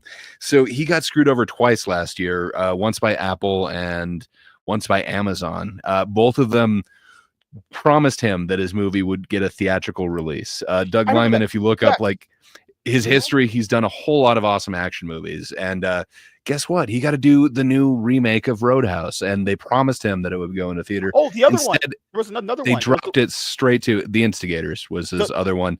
Yeah. And that was Apple that did that one. Apple did another one. But both of them. It was the guy who's the producer or one of the producers on Final Destination, the guy that directed the Spider-Man new Tom Holland trilogy. He apparently got a movie on Apple. He was like, I wanna. It did well on Apple TV Plus, but he said the sequel or whatever, I want it theatrical release, and then they basically just kind of like ghosted him. I think there's one like that too. I'm pretty sure because I remember it's kind of what they do apparently, which just sucks. Like they don't have an obligation to do it, but they've definitely told the directors that they're going to do this, kind of like this F1 release, where it's like, no, it's going to theaters. It's going to be big. Don't worry about it. You're not just doing it for Apple. And then it turns out they are, and it's just a streaming product. And sadly, I don't think that gave it that far of a reach, but it wasn't the worst movie. I kind of dug that Instigators. Yeah, for me, I'll have to look up the movie right now because I'm pretty sure it was Final Destination. What's the newest one? 6 or 7 or Bloodlines, right? Final Destination Bloodlines. Bloodlines is the newest one. I think it's 6, but I could be wrong. Watts. He directed. Yeah, it was not No Way. He directed No Way Home. Obviously, he directed Wolves for Apple TV Plus. Sorry, that one. He was supposed to get a sequel as well. Yeah, so it says right here, Apple's decision to pivot the film to streaming despite prearranged agreements for a theatrical release led Watts to not move forward with the planned sequel. So right there, just John Watts. It's the exact same thing they did with Lyman. They did that to a bunch of people last year. And then, this one, I guess they did do F1 and they finally did release it in theater. But I can't think that having a movie like that is going to draw the amount of subscribers that would be equal to the theater draw. But maybe I'm wrong. That movie apparently was their most watched, that movie became the most viewed film on their streaming service. That's insane that you wouldn't give that guy a full theatrical release movie. That is insane. It wasn't the worst. Apparently they wanted to do a sequel to it, but he was like, it's set up for it, and you've got Clooney and Pitt. Like, how do you not do that if they're willing to, and they're willing to sign on for this? But then again, he didn't release it in theaters. So, like you said, they told him that we're gonna have your movie in theaters. Last minute, changed it, and he was like, "Fuck this, I'm out." And you should do that as director. They make promises to you, and they change them. You should tell them to go eat your pussy. So, Netflix is still leading with 301.6 million subscribers. Also, Netflix, they stopped the password sharing. They said they would make more money if they stopped password sharing. Technically, if you do password share, you have to pay for that extra person. So that's the way to crack it. HBO Max is apparently going to start cracking down on that too. There's some Wong Ching Chong streaming services here too, obviously. Disney Plus, Hulu, and all that stuff is here. Were you referring to ESPN? I heard ESPN is getting apparently Hulu is going to get absorbed into Disney Plus, from what I heard recently. It's already started. Yeah. Like, find all the Hulu stuff on the Disney Plus page. Okay. It's so weird. You can watch Aliens on Disney. Yeah. Perfect. Amazon Prime Video, MGM, 205 million makes sense. It's crazy. This offers. I'm pretty sure a lot of people have Amazon Prime just for the Prime. I have it for free shipping because that shit is amazing. I have Amazon Prime and I use Prime Video. $8 a month for free Hey, shipping. wait. That shit is amazing. We all have Prime Video. I do. MSK. The audience has been requesting it.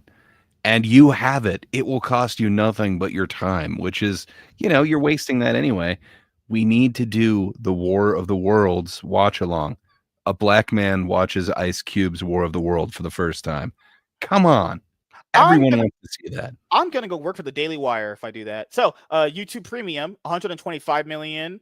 HBO Max has been steadily growing. I'll give Warner Brothers this. They have been growing their streaming service consistently. Last time I checked these numbers, this one was at like 80 million. Now they added 40 million people. That's actually very good. And HBO Max, Warner Brothers' library of movies is astonishing, but they do treat Looney Tunes shit very, very poorly, but it is what it is, right? Crunchyroll, 120 million. You have these Paramount at 79 million. Last time I checked, it was 40 million. What else is here? Apple TV Plus is 45 million. Last I checked was like 20 million, so good. Hey, don't forget about Peacock. Big Cock. 41 million. Peacock. Peacock's weird. I don't even. But does anyone really have practically free. Like, there's like a free version of Peacock. So that one's kind of weird on how they do. Because like, if you don't like commercials, you can just watch Peacock. You knew streaming services were not making enough money because guys before, what was the biggest problem with? What was the biggest attraction for streaming? The biggest attraction for streaming was there's no ads, and they added an ad plan. Yeah, because these weren't making money. There was no way these platforms were making money if you had to bring in advertisers. The whole point of watching this shit is to get away from cable because they had commercials, but I digress. Billy. Oh, that's for like League of Legends. If you know who Billy is, they make a lot of money doing that shit. They used to have BET Plus, but that got absorbed by Paramount Plus. I don't know whoever the fuck watched BET. Mubi. Didn't AMC Mubi, have a the streaming free service? one. AMC. Oh, Creators for BET Canada. Plus. It's right there. BET Plus. Who is watching? Just Paramount should just buy that. Just offer them some chump change and buy that shit. No Dude, one. it is owned by Paramount Global. Yeah, you can watch that on No, in a section on Paramount Plus anyway. Yeah, it's their urban section. Come on, man. Lord, binge. So AMC Plus is gone. Good. Shudder. Acorn. I know how much you love Acorn? Acorn. You can watch all your British shows. Shudder It's is great. just for horror movies. That's fine. Yeah. A million to be fair, the horror audience is very small, but a million people is nothing. They're to stop small it. but powerful. Something you wouldn't exactly know about. The powerful part. Oh God. So streaming movies not a priority at Paramount Skydance. David Elson says debate is over. Yeah, why not? Let's just keep them in the vault. About theatrical releases driving value for film. So I don't think I mentioned this in the first part of the video. I think I did. Maybe who the fuck knows? Paramount and Skydance merged, and Paramount was bleeding money. There was an analyst that said, I don't even know why you guys are in the streaming business at all, but we'll see how it goes, people. Yep. Let's have some fun here. The leadership team at Skydance's Paramount have no interest in playing the original streaming movies game and double down on the importance of robust theatrical releases. New Paramount CEO David Ellison or Ellison? Sure. All of those are correct. It's definitely not Ellison. New Paramount CEO. David. Oh my! Yeah. Ellison. What was that? New Paramount CEO David Ellison gathered with top lieutenants at a press gaggle in Los Angeles on Wednesday, where the just acquired company's president, Jeff Shell, fielded questions about theatrical windows, the amount of time a new movie runs in theaters before moving to paid video on demand and streaming services. Yes, streaming, just with all these streaming services from the big people. Oh, we forgot to mention, what's Lionsgate's one? Lionsgate has one. It's called the Stars app. I don't know if it was here, honestly, but does anyone even watch anything on Stars or whatever? Pretty Stars is pretty much an add-on in other apps. Like you can add on the Stars app on Prime, and it's essentially so you can watch Banshee and Spartacus. There's no reason to get Stars. There's literally no reason for Lionsgate to ever have a streaming service. There was no reason they should ever have one. They don't make. I mean, they have some pretty cool IPs, but they should just be licensing IPs. They they should go to a streaming service and say, "Do you want all Lionsgate shit? Pay us money." That's what right. It makes no sense for them to have their own when they could just license their shit. But with all these major companies, back to what I was saying earlier, streaming services have made it so like the theatrical windows on movies have been at minimum sometimes 2 weeks to watch a big blockbuster, and then it's on a streaming service. At most, you're getting a month, and then it's straight to streaming. So is Paramount? Are they gonna make the windows larger? Are you gonna give me 2 months, then go to streaming?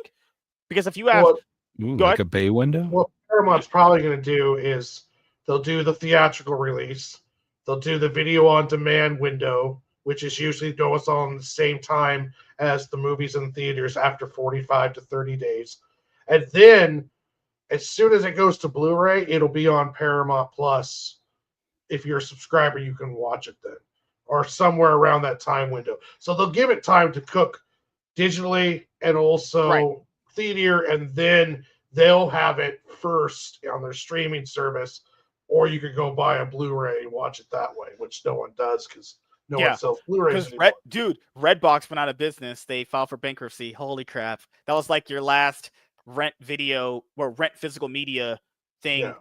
During his previous tenure as CEO of NBC Universal, Schell was known to be an aggressive advocate of the landmark deal that Universal Pictures made in 2020 with theater chains like AMC and Cinemark. The mold-busting arrangement permitted Universal to move its films from theaters to video on demand after only 17 days. He's the guy. Fuck. God damn it. The industry standard up to that point was 90 days. Oh, it's saying that in the next one. He's the guy. Considerably shorter than the industry's standard 90-day exclusive window, where theater owners hope to pack seats and sell concessions before letting the consumer decide to leave the house, tour, watch a new film at home. I mean, pretty sure this is a typo. It's probably meant to say, or watch a new film at home. Oh my God, ads. Variety ads. Variety asked Schell if he'll be seeking a similar arrangement for Paramount Pictures and global movie theater owners. Quote, "Do I believe you can maximize value in windows? Absolutely. And we're going to be looking at our windows across the board," Schell said, noting he'd spoken this week with AMC Theater CEO Adam Aaron. Quote, I don't think each movie is created equal. Different movies deserve different windows. Theatrical is critical. Separate but equal movies. And has to be part of the equation. But we're going to be much more diligent about looking at the value. Yeah, I agree. So with that, some movies might have 17-day windows then? Fuck. There might be small windows or windows with like a pass-through so that you could just get it right over to VOD at the same time. And it sucks. Then 17 days like, later, pull the you plug. Get video on demand. Pull the plug. And we talked about this before. It would be interesting to find out, but I think that there must be a decent profitable market by going to video on demand. There must be plenty of people who are buying like Superman for $30 for them to do it. There are.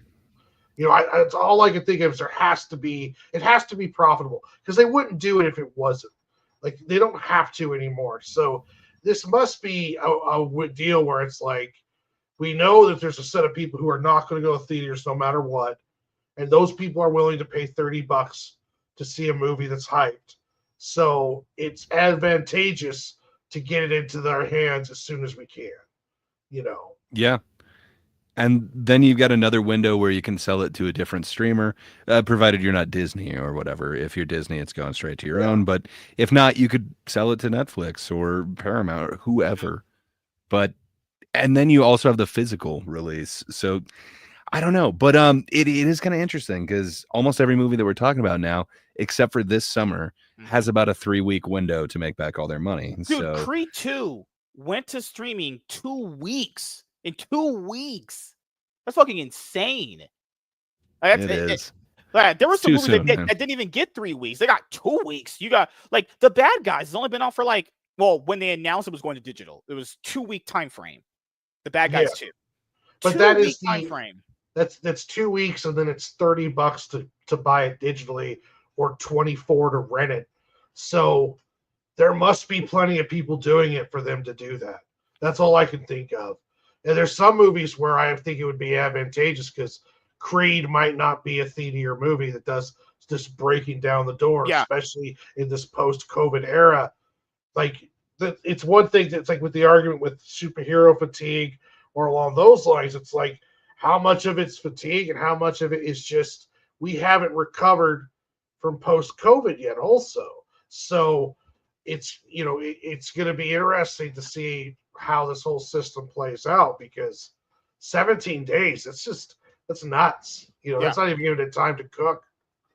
Ellison went further saying, quote, debate was over about whether straight-to-streaming films had as much impact and value as those supported by long and splashy marketing campaigns meant to drive consumers to theaters. But the big problem with that is the reason why movies still struggle now, despite quality and writing and all that stuff. Movie actors, the movie stars, are back in the day were a massive draw about why people even watch the movies to begin with, right? Not even just like marketing and trailers and all that stuff. The movie stars these days are not a draw. So the people that you're no, it's the popcorn buckets. It's all about the buckets. People are more interested in going to the theaters if they'll frickin' buy a dildo-looking popcorn bucket. Like the actors. You're the only one looking for that in a popcorn bucket. Oh my God, Gray! But and what kind of theaters are you going to find dildo-shaped popcorn buckets? Do you want to be eating popcorn from a place like that? Good Lord! So it's one of these things where actors need to. They need better social media training. If you're putting these people in positions to drive audience attendance, they need to do what Tom Cruise is doing. You advertise the movie, you say how much you love the fans, fake it. Literally, I don't give a fuck. Fake that shit. I thought you meant losing to Jurassic Park. Oh, God. And it's one of these things where we know that movie actors aren't as a big draw anymore. That's a huge thing. And people don't never talk about that. If the people you're hiring aren't the draw for the film, how are people going to be attracted to watching it? The trailers? The whole movie's revealed in trailers these days. I think directors get more of a draw now, even though it's not that. Christopher Nolan is a bigger draw probably than if most you hear actors. Christopher Nolan's name, people will go draw, to it. Right? James Gunn, Mm-hmm. Tarantino. Speaking of Nolan, though, the aforementioned Westworld, that's Jonathan Nolan. That's Christopher Nolan's brother, and he actually came in and like consulted on a bunch of it too. But that doesn't matter to MSK. He doesn't care. It's just this thing that he kind of heard about that was on one of the streamers that I don't know, just got canceled. Yep. So I don't know. It depends. If you're the correct Nolan, maybe that name matters. Ryan Coogler, I think his name is hot right now, but I don't know. Aside from that, I think people are going for recognizable IPs, and that sucks, man. I think the IP is bigger than the actual stars now and directors. It's crazy. One of the main draws of a movie is the actors and actresses, and they're just not. I mean, this has been proven in many, many box office results with certain big blockbuster tentpoles. There was a movie that had like Christian Bale and Margot Robbie in it, and that couldn't draw shit. And I was like, fuck. It also comes to, it's just maybe people, like, once you give people an out, where, like, before, it was like, if I want to go see Superman, I need to go watch the movie theater because it's not going to be a home release for like 6 to 8 months. So for now, though, all of those people who dragged themselves to the movie theater that didn't really want to go, they didn't want to pay for the overpriced popcorn, they don't like sitting in the seats, they're all bunched up, they don't like the whole process. Now they have an excuse not to do it because they know wait 30, 17, 45 days, and then we can pay $30, spend less money, and watch it in the comfort of our recliners. So, we may have just never see the numbers recover for theaters ever. And it would start, and if that's the case, then that means box office doesn't mean nearly as much as it used to, where it's like a movie But has that was to make also the 20. studio's fault too. They created everyone to being dependent on waiting for the streaming services. Because if you know there's a movie that you can't afford or you don't want to pay for multiple movies anymore, like you did pre-COVID, Yeah. then you just wait. People literally will just wait. They don't care anymore. It's a better deal for the studios. If you tell me that if I get 100 people to watch my movie, if my movie makes $100 in a movie theater, I only get 50 of it. If it makes $100 on video on demand, I get like $99, $98 of that. You don't think that that the production companies don't want, like, if there's a viable market where they can make $100 million on video on demand and they get to keep 98% of that $100 million, then yeah, we don't give a shit if Superman only makes $620 million and it's 80 million short from the golden number. We don't really give a shit because guess what? We're gonna go make 200 million on fucking on demand because there's more people want to sit on their asses at home and watch it. So that the movie theater like the studios don't give a flying fuck if movie theaters do good or not if they find other revenue sources. Yeah, So, because theaters were the middleman for so long, and then when streaming services became the thing, and then they made their own streaming services, they realized they could take out the middleman. It's just so disrespectful because at every CinemaCon, they're always going on stage, going like, "Man, we love the theater experience. We're trying to preserve it. I'll believe it when I see it." If Paramount's going to be the first studio to do it, Paramount's dropped some bangers these last few years. Holy shit! But if you're looking on paper as the money person, it's like, okay, the movie cost me $300 million altogether to make. And budget should be under control. If you have to make $600 million in the box office to break even. Well, or I can do it in video on demand for half of that. All I gotta do is make like $350 and break even. So it's like that goes into the discussion of the budgets need to be under control. Like for dropping a 300, like I'm looking at you, Netflix, dropping a $300 million movie just straight to streaming. That is ridiculous. That's just out of control budget spending. But unless they think that they can make up the money and subscribers later on to pay for that movie with the amount of subscribers they'll get, makes sense. But they never show numbers to prove me on that. So I don't know if it's a loss or a positive for them. Paramount's new head of streaming, Cindy Holland, said it best bluntly, quote, "Streaming movies are not a priority for me." Okay, so I'm not saying that Paramount is going to do less direct-to-streaming movies. You're just going to see a lot less of them. And Paramount shouldn't be the studio that does that. Paramount should not be a studio that drops $100 million, $200 million movie straight to a streaming service. Like they have a lot of IPs. They have a lot of fans. I'm not agreeing with that. But that's not what you should be doing. Not everyone is Netflix. Not everyone has the $300 million in cash to just spend on a bunch of people to make a movie that may or may not have drawn you any more subscribers, right? The reason why I heard TV shows get canceled on all the streaming services is because if they don't generate subscribers, like new people, then there's no reason to keep them up. But that's also disingenuous too, because we've seen really bad ones get like 5 seasons, where really good shows get like 2. So I don't really find that all that credible. But I'll ask you guys this before we go to our next topic on the show. Gray, what are you thinking about streaming and Paramount strategy? Is there a way for it all to coexist and it all to make sense, or what do you think, man? Shit, I didn't unmute myself. Yeah. There's kind of two things. I don't know. It makes me happy to hear that they're not just going to relegate some of these films. Again, I think Roadhouse would have done some numbers. I think there's a lot of people who would have gone to it for nostalgic value. I wish Amazon had released that one theatrically, even though it is nowhere in the same vein of that original one. And I think they really screwed over their director there. It sounds like Paramount's saying that they're not going to do that. They're not prioritizing streaming movies. They know that it actually has to release theatrically. It feels like we all put these streamer ones on a different tier. It just doesn't feel like they are the same thing. So I get what they're saying with that, but man, that Do you we're remember not that counting out horrible any window, or Yeah. we're open Yeah. to any suggestion for a window. That kind of scares me.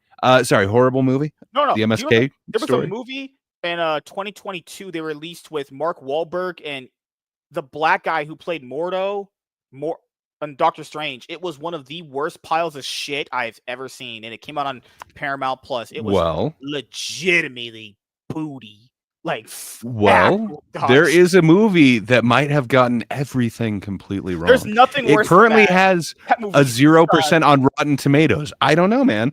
We could compare the two scores, but currently, War of the Worlds starring Ice Cube may be the What I'm- ultimate bad movie. We need to react to it, sir. What I'm The bringing up audience demands it. what I'm bringing up specifically is that, like, it's not sustainable for these movie studios to keep throwing around these big blockbuster tentpoles that much. Like, why? No one's gonna watch that shit. At least enough people to justify new subscribers. That's what I'm bringing up. But Lunchbox Warren, what is your final thoughts on this? I think Paramount shit would be smart to keep going to theaters because that could create a good buzz. If you get a Minecraft or like Sonic 3, I imagine Sonic 3 brought in new viewers, especially when you're talking with a parent whose kid wants to see Sonic, and then they look at the TV shows and there's that whole Taylor Sheridan line of Yellowstone and Oil Man and all of his stuff on there. So I think they'll be smart. What I think is going to be interesting to see in the future is I think gauging success on movies that do go to theaters is going to change drastically if we're going to be honest. Because I think the double the budget and the marketing is a thing of the past now. I don't think a movie has to do as well in the box office to justify its existence. I think video on demand is helping fill a lot of that gap. And I think Paramount's smart. Putting into theaters is a good way to build up hype. It also, when you're looking at, okay, I can only afford one service, if Paramount has a string of really good films, and I know they're going to be on there, it makes it worth buying. Paramount already has UFC, so now if I'm a UFC fan, I get to watch all this other stuff, and I get all the pay-per-views just for my monthly subscription. So Paramount's making a lot of good moves, and I think what's eventually going to be is you're going to be down to like Prime, Disney, Netflix, and Paramount. And then everyone else is just going to be small channels inside those four. So I think that's where you're starting to see it move to. Netflix is trying to keep it kind of be like Apple, where it's like, we're just keeping everything in-house. We're not going to theater. We'll spend $300 million for the Russo brothers to make a robot movie. No, the also- Gray Man. Remember they made the Gray Man? Russo I like brothers? the Gray Man myself. That Chris was a Evans? pretty decent movie. $200 million on that. Holy But fuck. they have 300 million subscribers. So if you have 300 million people paying $10, $15 a month, they're making money. Mhm. How much money did they make off of Squid Game merch? Stranger Things. There is K-pop Demon Hunters is like taking the nation or the world by storm right now. That one is actually awesome, and it's surprisingly good. And it is really good. yeah, it deserves what it's getting. But talking about like Squid Game or whatever, nobody's talking about season 2, or I don't know if this was season 3 or season 2.5, the last one of it. I don't know. I don't hear people talking about it, where it was this huge phenomenon with the first season. I kind of think Stranger Things is not going to be as big when it comes back, but maybe I'm wrong. Well, it's the final season, but yeah, you're right. I don't know. With theirs, it does also seem kind of short-lived, but But still, they seem to still be able to create these new ones. Like Wednesday was all the thing, its first season. I haven't heard a lot of people talking about it, and I think it just came back like a couple weeks ago or something. Yeah, I think you get the buzz of the first season, and then it's like what's left over are the people who like you're not bringing new subscribers in on the second season. It's like it brings in what it brings in the first one, and then those people keep watching it for that. And you might have a first thing too where it's like, okay, Wednesday's out. I'm gonna go spend for a month of Netflix, watch it, or ram through the whole thing, and then cancel my subscription. Well, and I think they know that people are doing that, so now they're doing the like season part 1 and season part 2 of like a lot of these shows, which kind of sucks, man. Yep. My closing thoughts on this is landscape is so hard to manage. There's so many different avenues you can talk about it. Like, it's not lucrative as much in the theaters due to this many reasons. And is it really that much better lucratively on the streaming services? You can make the arguments for both, but I do think at the end of the day, it's much better to release your movie theatrically, no matter how small of a window you might want it to be, than put it on your streaming service, you know?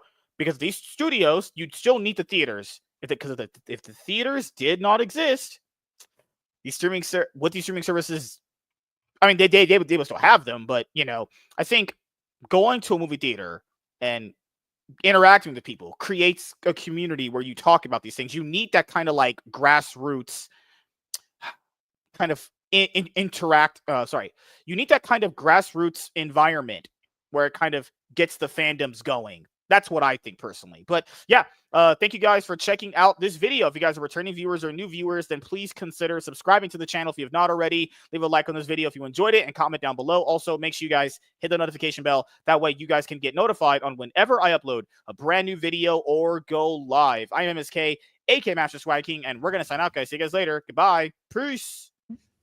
Give me 1 second. Dang. You guys talk. Bosses messaging me. Walter points out King of the Hill's viewership numbers have been huge. Deserve, man. I didn't know what to think when they said that they were bringing that back.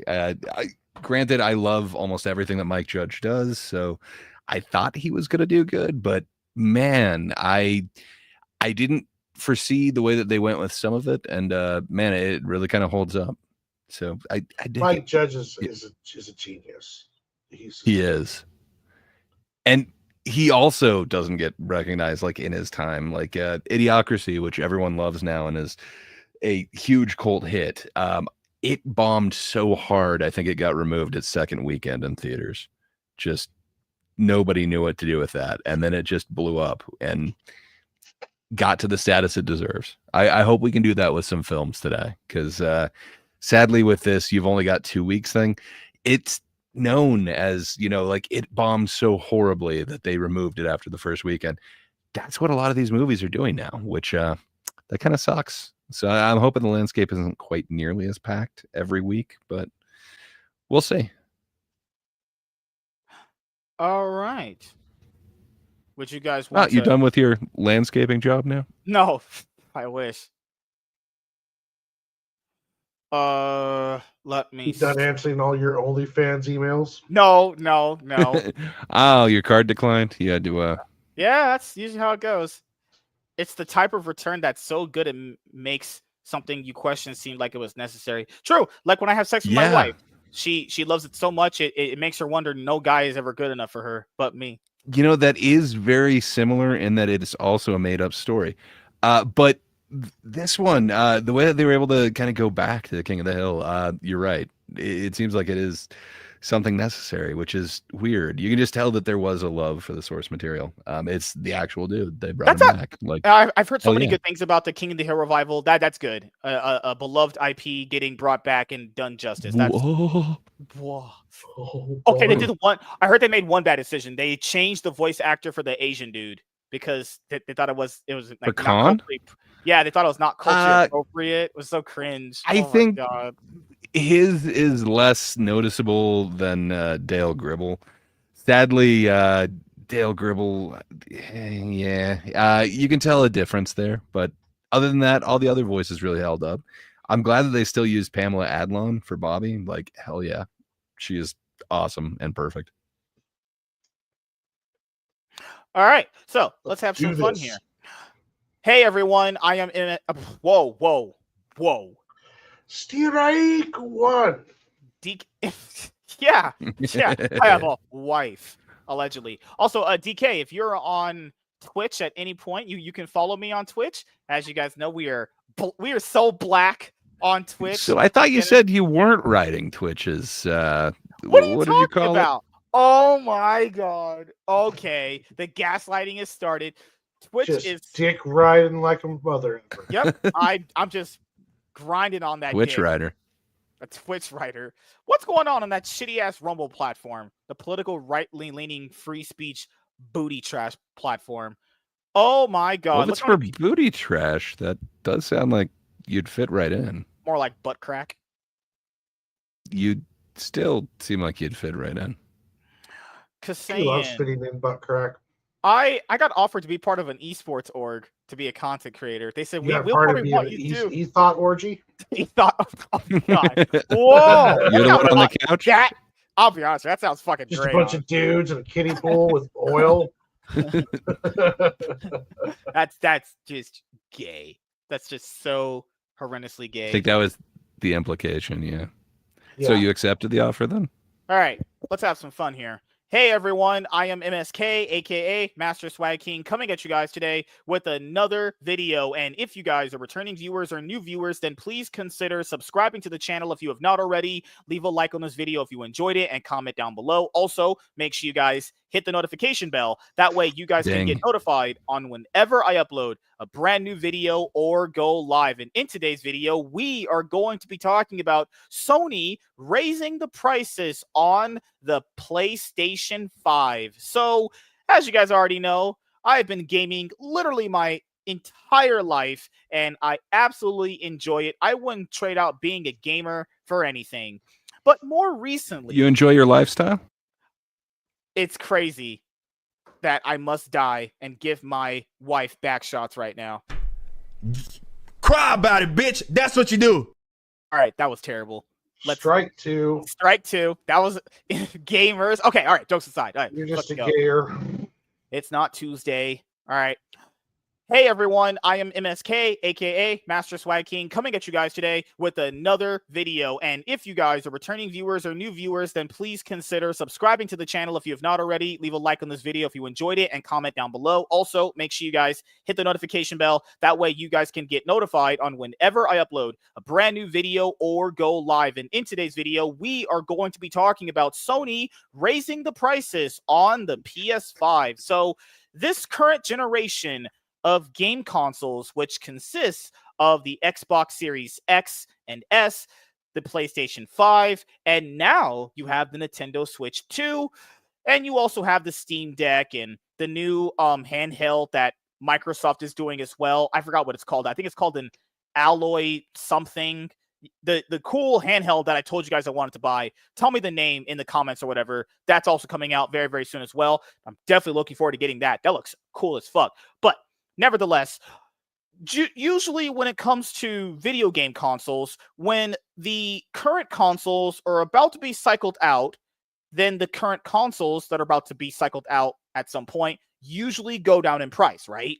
But now we're seeing a period now with gaming where these consoles are starting to go up in value and the prices are getting raised on them, even though these consoles are apparently about to be cycled out. Yes, thank you, Michael. The Xbox Ally, that looks so damn good. I can't wait to get that. The black model, because the white one looks kind of not what I want, honestly, but can't wait to have my hands on that. So we've heard that PlayStation, aka Sony, wanted to do this for quite some time. Now, keep in mind, if you guys don't actually know this, I actually have a PS5. I actually pulled the trigger and bought one not too long ago.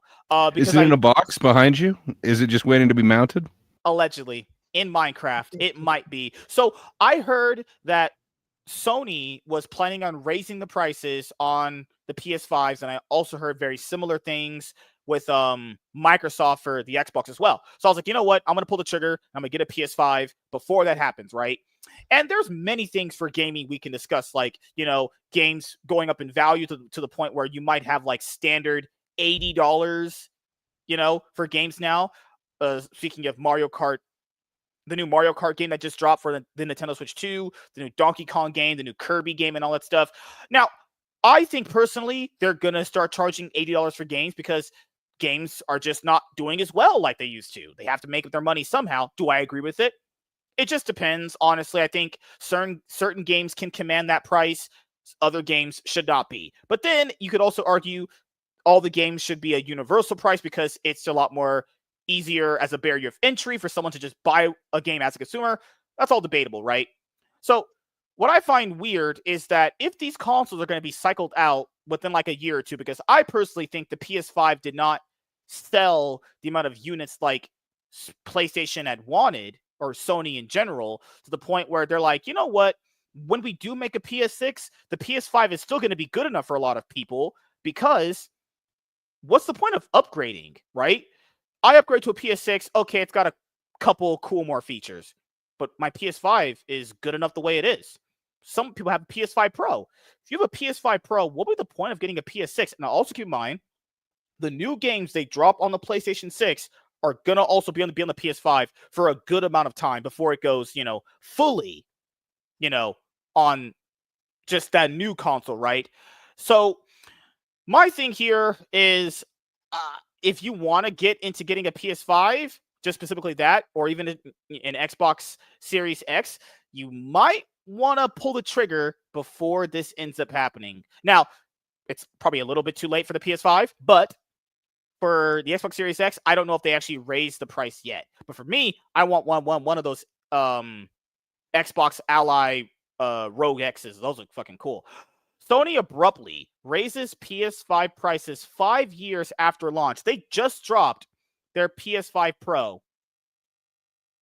They just dropped it. I don't know if that sold enough like they wanted to. And people said it's digital. You can buy the physical cartridge to it. It's separate. It costs like $80. So that console basically costs like around almost $800 plus the accessories you would need to buy with it. Like if you want to play games physical, you get that other component, headphones potentially, all that stuff. The games go along with that. Holy fuck. PlayStation membership. Man, Sony dudes, you just be getting on your knees and sucking all that chow mein cock. Holy crap. I like Sony too. I like PlayStation myself. I'm more of a PlayStation guy. If you guys get the joke. You're a fan of chow mein then?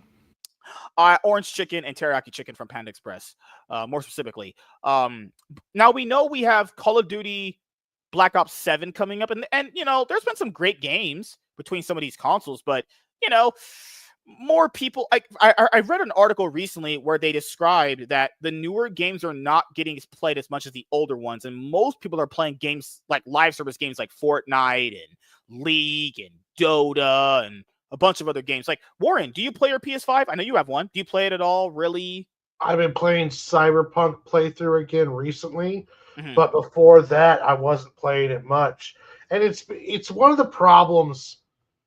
PS5 and also with Xbox X, the newest consoles, there is 5 years out, and there has been no console-defining game for either system. So there's been no game that's come out where I said, okay, I really need to pick up a PS5 to play this game because this is the next generation of gaming. It's one of the big problems that they have is that the game systems now are not huge upgrades from what they were before. And also, too, because they're trying to make games that will play on previous consoles as well as new consoles, they're pigeonholing themselves in to not being able to create console designing games or defining games. And also, I think they've run into a problem where to produce games, they're producing games, but the money doesn't match for it. Like, I don't think that's why they're moving away from exclusives, right? I know you heard of this just yesterday, or maybe graded too. We've heard rumors here, I'm pretty sure you guys have heard them too, that they're now potentially going to just release games between all the consoles. So not counting the Switch, because the Switch is in its own different lane, right? So they're moving away from console wars because they know there's not enough money to be made just exclusively, right? And we know the PS5 has sold more than the Xbox Series X. The Xbox Series X probably is better overall, for being honest here, maybe, but the PS5 has sold better. It has. And even then, if exclusivity is going away, that means these numbers are getting low. Like, remember Concord failed in a week and a half? Remember that? That fucking just completely PlayStation had a couple wins in PS5's era. Wins, but nothing defining the console. But they had a good run of RPG games that came out running good. Microsoft, I don't think, have had a solidly good launch on any of their exclusives since the Series X came out. Starfield was Starfield was a massive failure. Yeah, it was going to be that until the heels versus babyface thing. Oh my god, game or whatever was a disaster. Didn't they have Red Dead Redemption, or is that Sony? Unless I'm wrong. No, Red Dead Redemption was on all the consoles. Okay. Like Halo, that Infinite was was garbage. Suicide Squad fucks the Justice League. Yeah, Suicide Squad game. So yeah, you have a problem with game quality. Their exclusives have been coming out broken and unplayable. Starfield feels Star like Wars Outlaws. Like Starfield was an amazing game about 15 years ago, and that's the problem with it. Is it came out like 2 years ago, but it felt so dated. Right. When it Games came coming out needing day one patches, and then you can get DLC, but Arkham City to Suicide Squad and tell me it's the same company. Like Gotham Knights and Arkham. Like, what happened?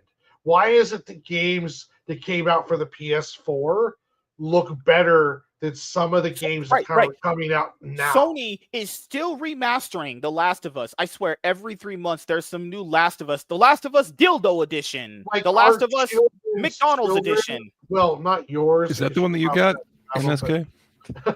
I mean, our great-great-great-grandchildren are going to play a version of Skyrim and Last of Us. No, because crazy? That's the only games. Like, they don't create good new games now, and it's either monetized or it's rushed. There's too much top end on these game companies where they're not putting the money back into Let's production. acknowledge the biggest one with Sony that people forgot about. Their Spider-Man 2 sequel. That first Spider-Man PS4 game is utterly phenomenal. It's really good. I love Spider-Man 2. You like the sequel? That's a hot take.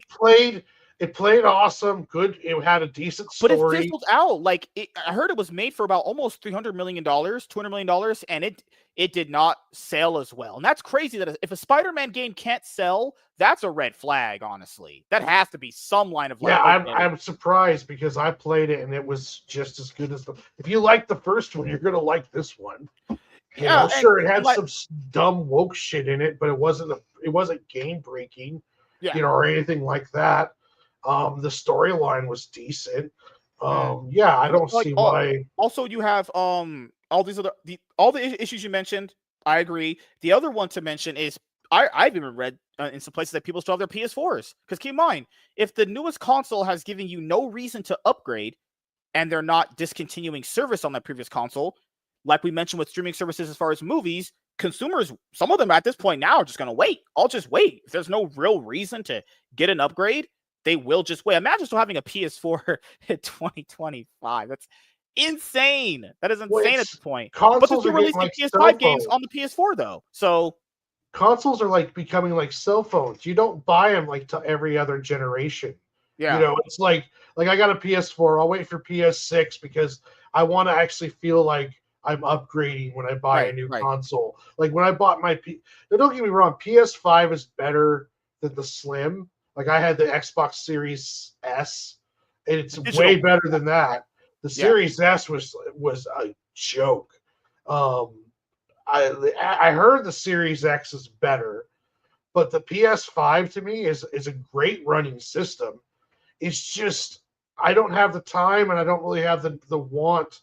There's nothing that stands out for me to want to play. Like I'm playing through Cyberpunk again because I love that game. Mm-hmm. But there's none of the new games where I'm just like, oh, I can't. Ghost of Tsushima is getting it always gets remastered. I heard they're doing the Ghost of Yote That's coming Yeah, out. I'm buying the sequel. That's a day one for me. Ghost of Tsushima. You don't care that they are doing the female samurai thing? You don't care about that? I don't give a shit about that stuff if it's good. Okay. Like just because you use a female character doesn't gonna turn me off. You do it badly written. Like I grew up with the Ripley era, like Ripley, and it's like I have no problem with it. Just make sure it's good. Don't make a bunch of pandering bullshit in Japan. Like I don't want to hear the word fucking patriarchy come once out in that entire video game. But I don't care. The game plays great. I don't care that there's female Spartans or any of that bullshit. Yeah. Give me even now. Gameplay. Remember, we saw trailers for Sony advertising that Spider-Man 2 was going to go to Steam. Like these gaming companies now realizing that Steam is very valuable. They ignored Steam for a very, very long time. I mean, Microsoft is literally just Gay Pass at this point. Yeah, I'm Gay Pass. That's it. But what else has Microsoft got? I mean, they have great games. I think you mispronounced that. I think you meant to say you are Gape Ass. No, because people call Sony people. No, he Sony likes to hand out Gay Passes to people. No. No. He is Gape Ass. Gape ass. All right. That's okay. It's all like Sony funny. Ponies, Gay Pass. You guys get. Hopefully, you get my jokes. My humor is intelligent. All right, Sony is raising its recommended price for all PlayStation 5 models in a new post on the official PlayStation blog. Sony has detailed price hikes for all three major PS5 models, citing a challenging economic environment as the reason for the changes. The new prices listed here in USD are as follows. PlayStation 5, $549.99. PlayStation 5 Digital Edition, $499.99. PlayStation 5 Pro, $749.99. All right, okay. So the tower that I bought with James, the one that I use right now, cost me about $900. Literally just $100 more. You can get a base PC for having this. You can get a base PC model. Now, I'm not trying to tell you to. How long does it have to sit on the ground though before you actually like put it together? No, it's already together. Does it come with the white guy who can actually like put it together for you? I'm using it. Oh my god, I'm using it now. You fucking bastard. But the thing is, I don't understand spending that amount of money for that, the PS5 Pro, when you can literally save up $100 more or spend $100 more and get a PC. Like digital paying $500 is decent gaming PC now for around or cheaper than that. So yeah, with Steam picking up and the fact it's like, you can use use a controller on your computer. Mm-hmm. I think you could easily see maybe even more people going to PC before PS5 and the new Xbox come out. Yeah, and I'm not saying that if you like console, I like console too. I'm gonna hook up my PS5 eventually. I like playing console games, and same with the TV. It'll be mounted one of these days. That TV is one of those 1080s. It's not even, that was before I mean, as WC points out, 2 years in waiting. Yeah, like you guys will see me stream games from it. I'm gonna set it up, all that stuff. But the issue here is, I mean, I'm not telling people how to spend their money. People say you can spend your money how you want. I'm just saying it's a much more better investment is to get a PC if you're going to spend that amount of money, right? Now, digital is kind of whatever, but then again, if you're not a physical if you're not a physical media bro, then it's whatever. But I'm glad I pulled. Do you consider yourself a physical bro who pulls his own trigger? I got a physical version. I'm a physical media bro, but that's just me personally. And we're at this point. You know what? Aren't we supposed to expect every bit of like electronics, basically everything not made in the U.S. is going to go up in price? Like, is this because of tariffs? That's what I was going to bring up. So I'm going to tell people this. I don't necessarily agree with the prices going up on a lot of this stuff, but you guys have to understand this in life. Everything goes up in value. Like, whether you like it or not, ever since I was a little kid, you guys were kids too. Prices were one way. Now you're adults. They're triple times what they used to be. I don't get this. Don't act like you're a man. Oh God, I don't get this notion of like people saying, but this went up in value. At some point, everything is going to go up in value. It very rarely goes down in value. I mean, consoles at one point did for the previous generation of consoles before the newest one, but now that's not going to be a thing anymore. Well, one thing that's interesting about consoles, and it's interesting they took away the disk drive on the newer ones.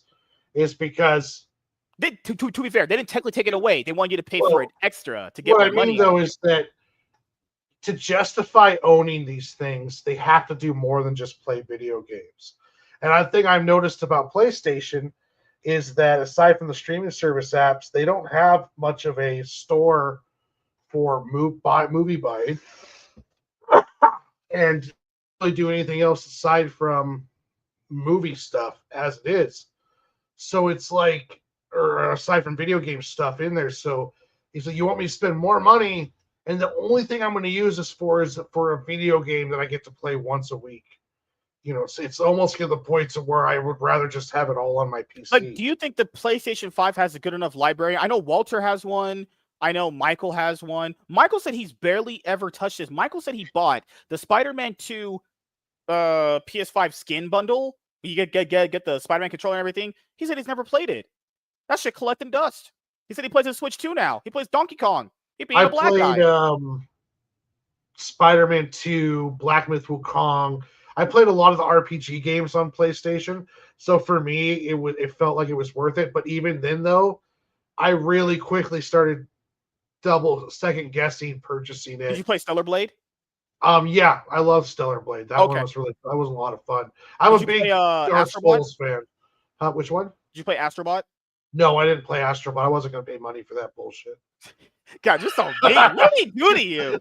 Okay, you probably don't agree that should have won Game of the Year. That's probably. Well, I heard it was a lot of fun. So if it's a good game and it's a lot of fun, it should. Did you ever play Blatro? No, I was playing like Elden Ring, Sekiro, Dark Souls, Stellar Blade, God of War 1 and 2.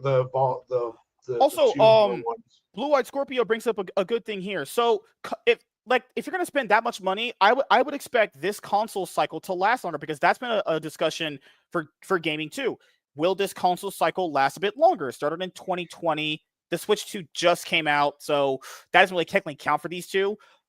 I think the next consoles aren't going to be coming out until like 2027. Like, has the PS5 really did what Sony wanted it to do? No, the PS5 hasn't had a defining game yet. They should be spending time getting the most out of the PS5 before moving on to the PS6. I really feel like the PS5 has become an in-between system where it's like, okay, we put this out. We had a terrible launch because of the COVID chip shortage, and we really dropped the ball on game production.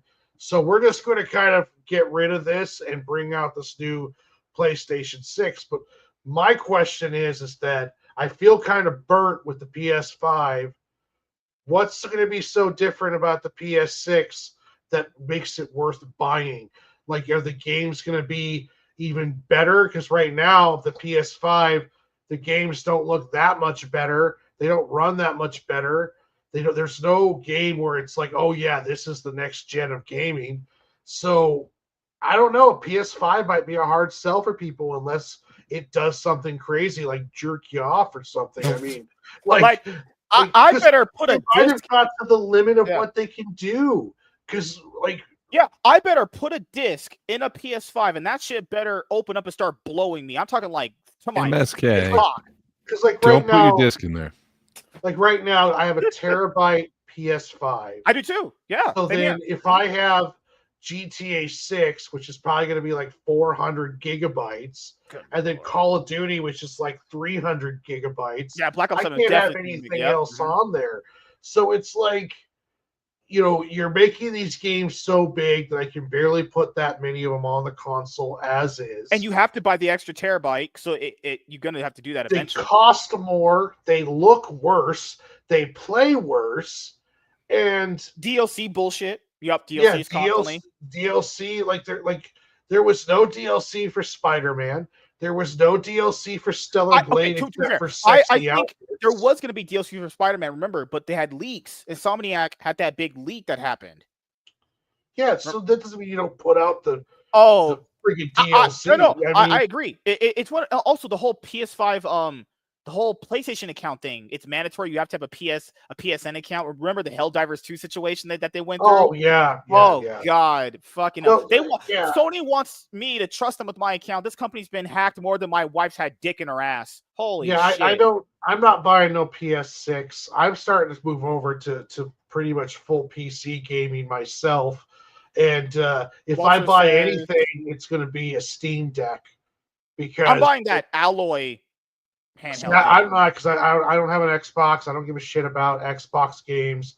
I'll buy a Steam Deck and then play all the good stuff then. Walter says the console jump isn't noticeable anymore like it was from PS2 to PS3. Yeah, exactly. I think that simple fact is another reason why people are. Yeah, I agree. Yep. The actual massive quality jump from that era to that one era was very noticeable, going from a PlayStation 2 to PS3 or an Xbox to a 360 or a GameCube to a Wii. Now you're looking at it from like, is there really that big of a difference between going from a PS4 to a PS5? Is there that much big a difference? Besides, Not like, really, no. Besides, like, specs. Oh, I can see this tree and this squirrel fucking this rat better. You It's like, have PS5 games that can't even hold a full 60p FSP, right? Like or frames per second. Like they're capped at 30, and it's like, what air? Like, you want me to pay more for a shittier game? Yeah, they want you to when I pay can just more go for like the fire same up shit. Arkham Knight on my PS4 and it will look better than Gotham Knights and also Suicide Squad. Like, it's just, yeah, they're asking for more money, but the quality doesn't. I think gaming's getting ready for a massive recession and change. I think gaming is really, especially the consoles, are really getting to a point where they're going to have to do a massive restructure on how they do stuff. That's what I said too. Because at a certain point, people are going to realize, like they have with this generation, is there really a point to upgrading? Is there really a point to, if you're not really feeling like you're getting a real upgrade in your money's worth, it's not worth it. Yeah. These prices will go into effect starting tomorrow, August 21st, 2025. Price changes have yet to affect any PS5 accessories, PlayStation Plus subscriptions, or first-party PlayStation games. The price changes represent a roughly $50 increase for each PS5 model. The table below compares them with the original prices. Base PS5, the original price, the digital-only PS5 original price, and PS5 Pro. These are the original prices of them. And that's where I bought mine. That's what I did. So no, I bought the Astrobot bundle because you get, I like buying the bundles better because you spend the extra money, you get at least a game with it and everything. Get the Astroglide bundle? Oh, I hate you. Sony is the latest gaming hardware manufacturer to announce an increase in prices following suit after recent hikes by Microsoft and Nintendo, albeit only the original Switch. Switch 2 remains unaffected. Yeah, Nintendo hiked prices up on the base Switch. What? Crazy. These people are insane at this point. Literally, if you want to make more money gaming, make better games, make more fulfilling storyline games, start there. Stop doing this day one patch bullshit. If you stop releasing buggy messes. Well, Switch 2 didn't even seem worth it. It was almost like the only people buying Switch 2s were the ones that are hardcore fans of the Switch, which is nothing wrong with that. Yeah. But it's like, it did, from the outside perspective, I don't even use the Switch I have now, and the Switch 2 did not seem worth the extra money, especially with the bullshit they're pulling on the games. Like, I should not be paying the same as a PS5 game price for a Switch price. There's no game on the Switch that has the same quality as a PS5 game. So there's no reason why the prices should be the same, in my opinion. This also means that today is the last day you can reliably get any of these PS5 models before the price increase, since the new recommended retail prices kick in tomorrow. If you've been thinking about getting a PS5, this is your last chance to pick one up at a lower price. Good Lord. Good Lord. Admittedly, the price increases on the base and the digital PS5 are pretty negligible. No. Oh, God. Even a $50 increase could make or break someone not paying for that console. Just saying. if I'm already dropping $400 to $500 on a new console, and an extra $50 isn't going to make me bulk enough, I'd regret that I couldn't spend that money on, say, a new game to start building out my library. The $50 literally almost gets you a game. Right there. That price increase between the digital and the base model, that right there is basically a game right there. Because if games are on average like $60, that's pretty much a game right there. But if games are now on average going to be like $80, because I don't know what the price on Black Ops 7 is going to be, or any new games, because they said they're going to test the market out to see how much these games are supposed to be worth. Like, we know Grand Theft Auto was testing out maybe being $100. I even heard up as high as 120. Oh Lord, kill me now. All right, also, there's this thing called there's game. I think GameFly is still a thing, and there's Gay Pass too. That said, the PS5 Pro seems a little too expensive at $750. I've talked at length about the rather incremental upgrades of the PS5 Pro. Compare it to the other mid-generation console refreshes, and it's not terribly exciting. Yeah. Oh my God. One of the specs of the PS5 Pro was that it was Wi-Fi supported. God, I hope a fucking console made in 2025 is Wi-Fi supported. What am I playing that shit off of? My butt crack? My butt juice? What the fuck?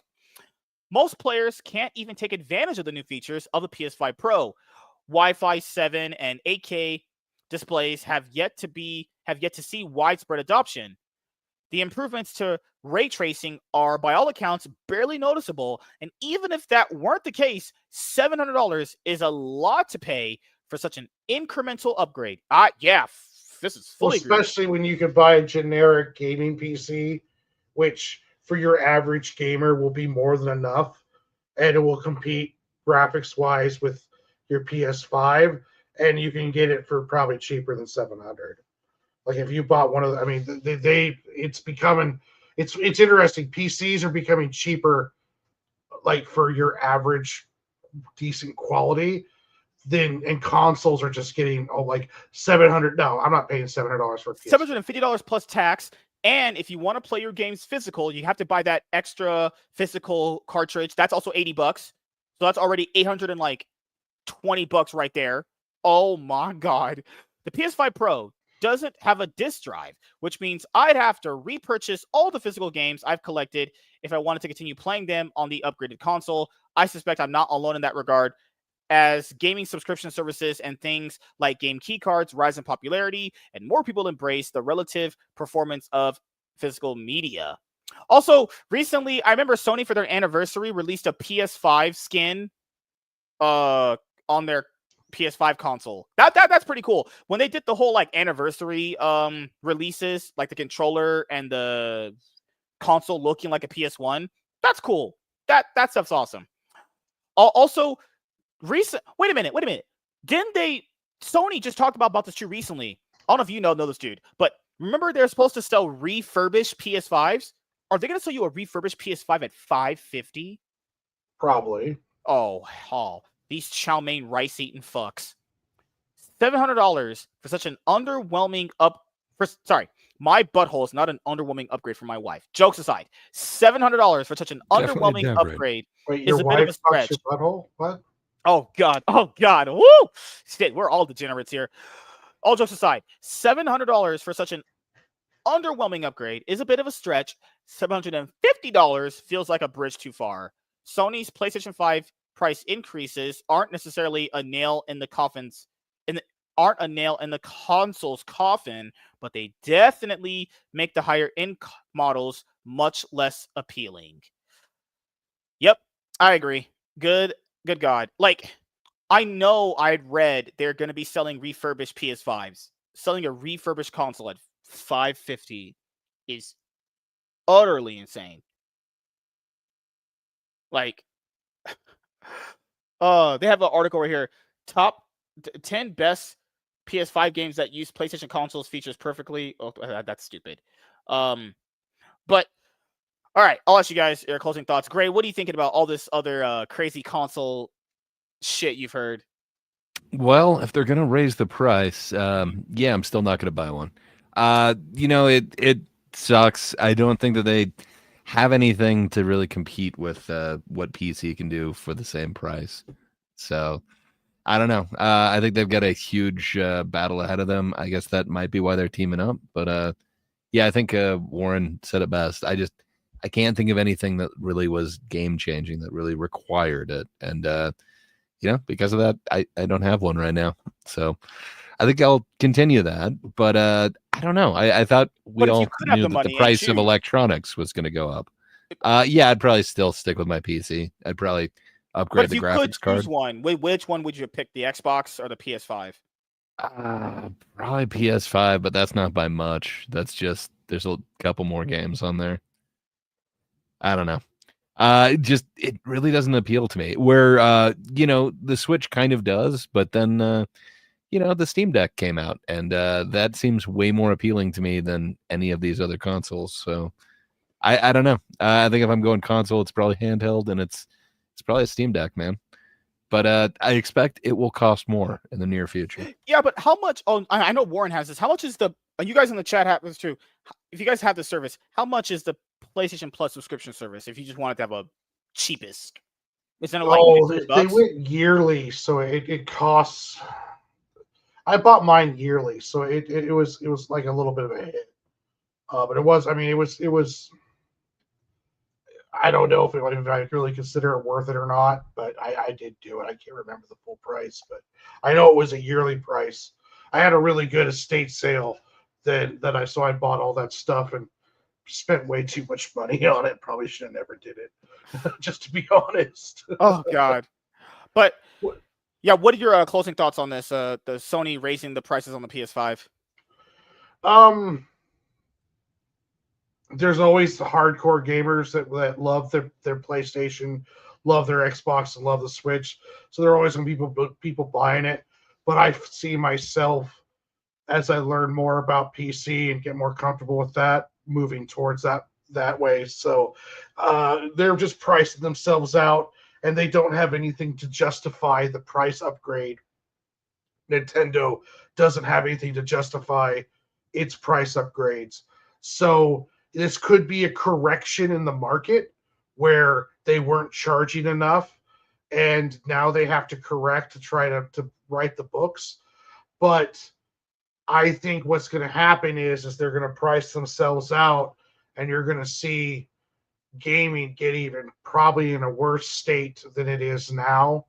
And I think you might see a lot more people switching over to PC, because if I'm going to spend $700 and I buy a gaming laptop that allows me to stream and play video games, but also I can do homework, business, life, emails, everything else on it, I'm getting more bang for my buck.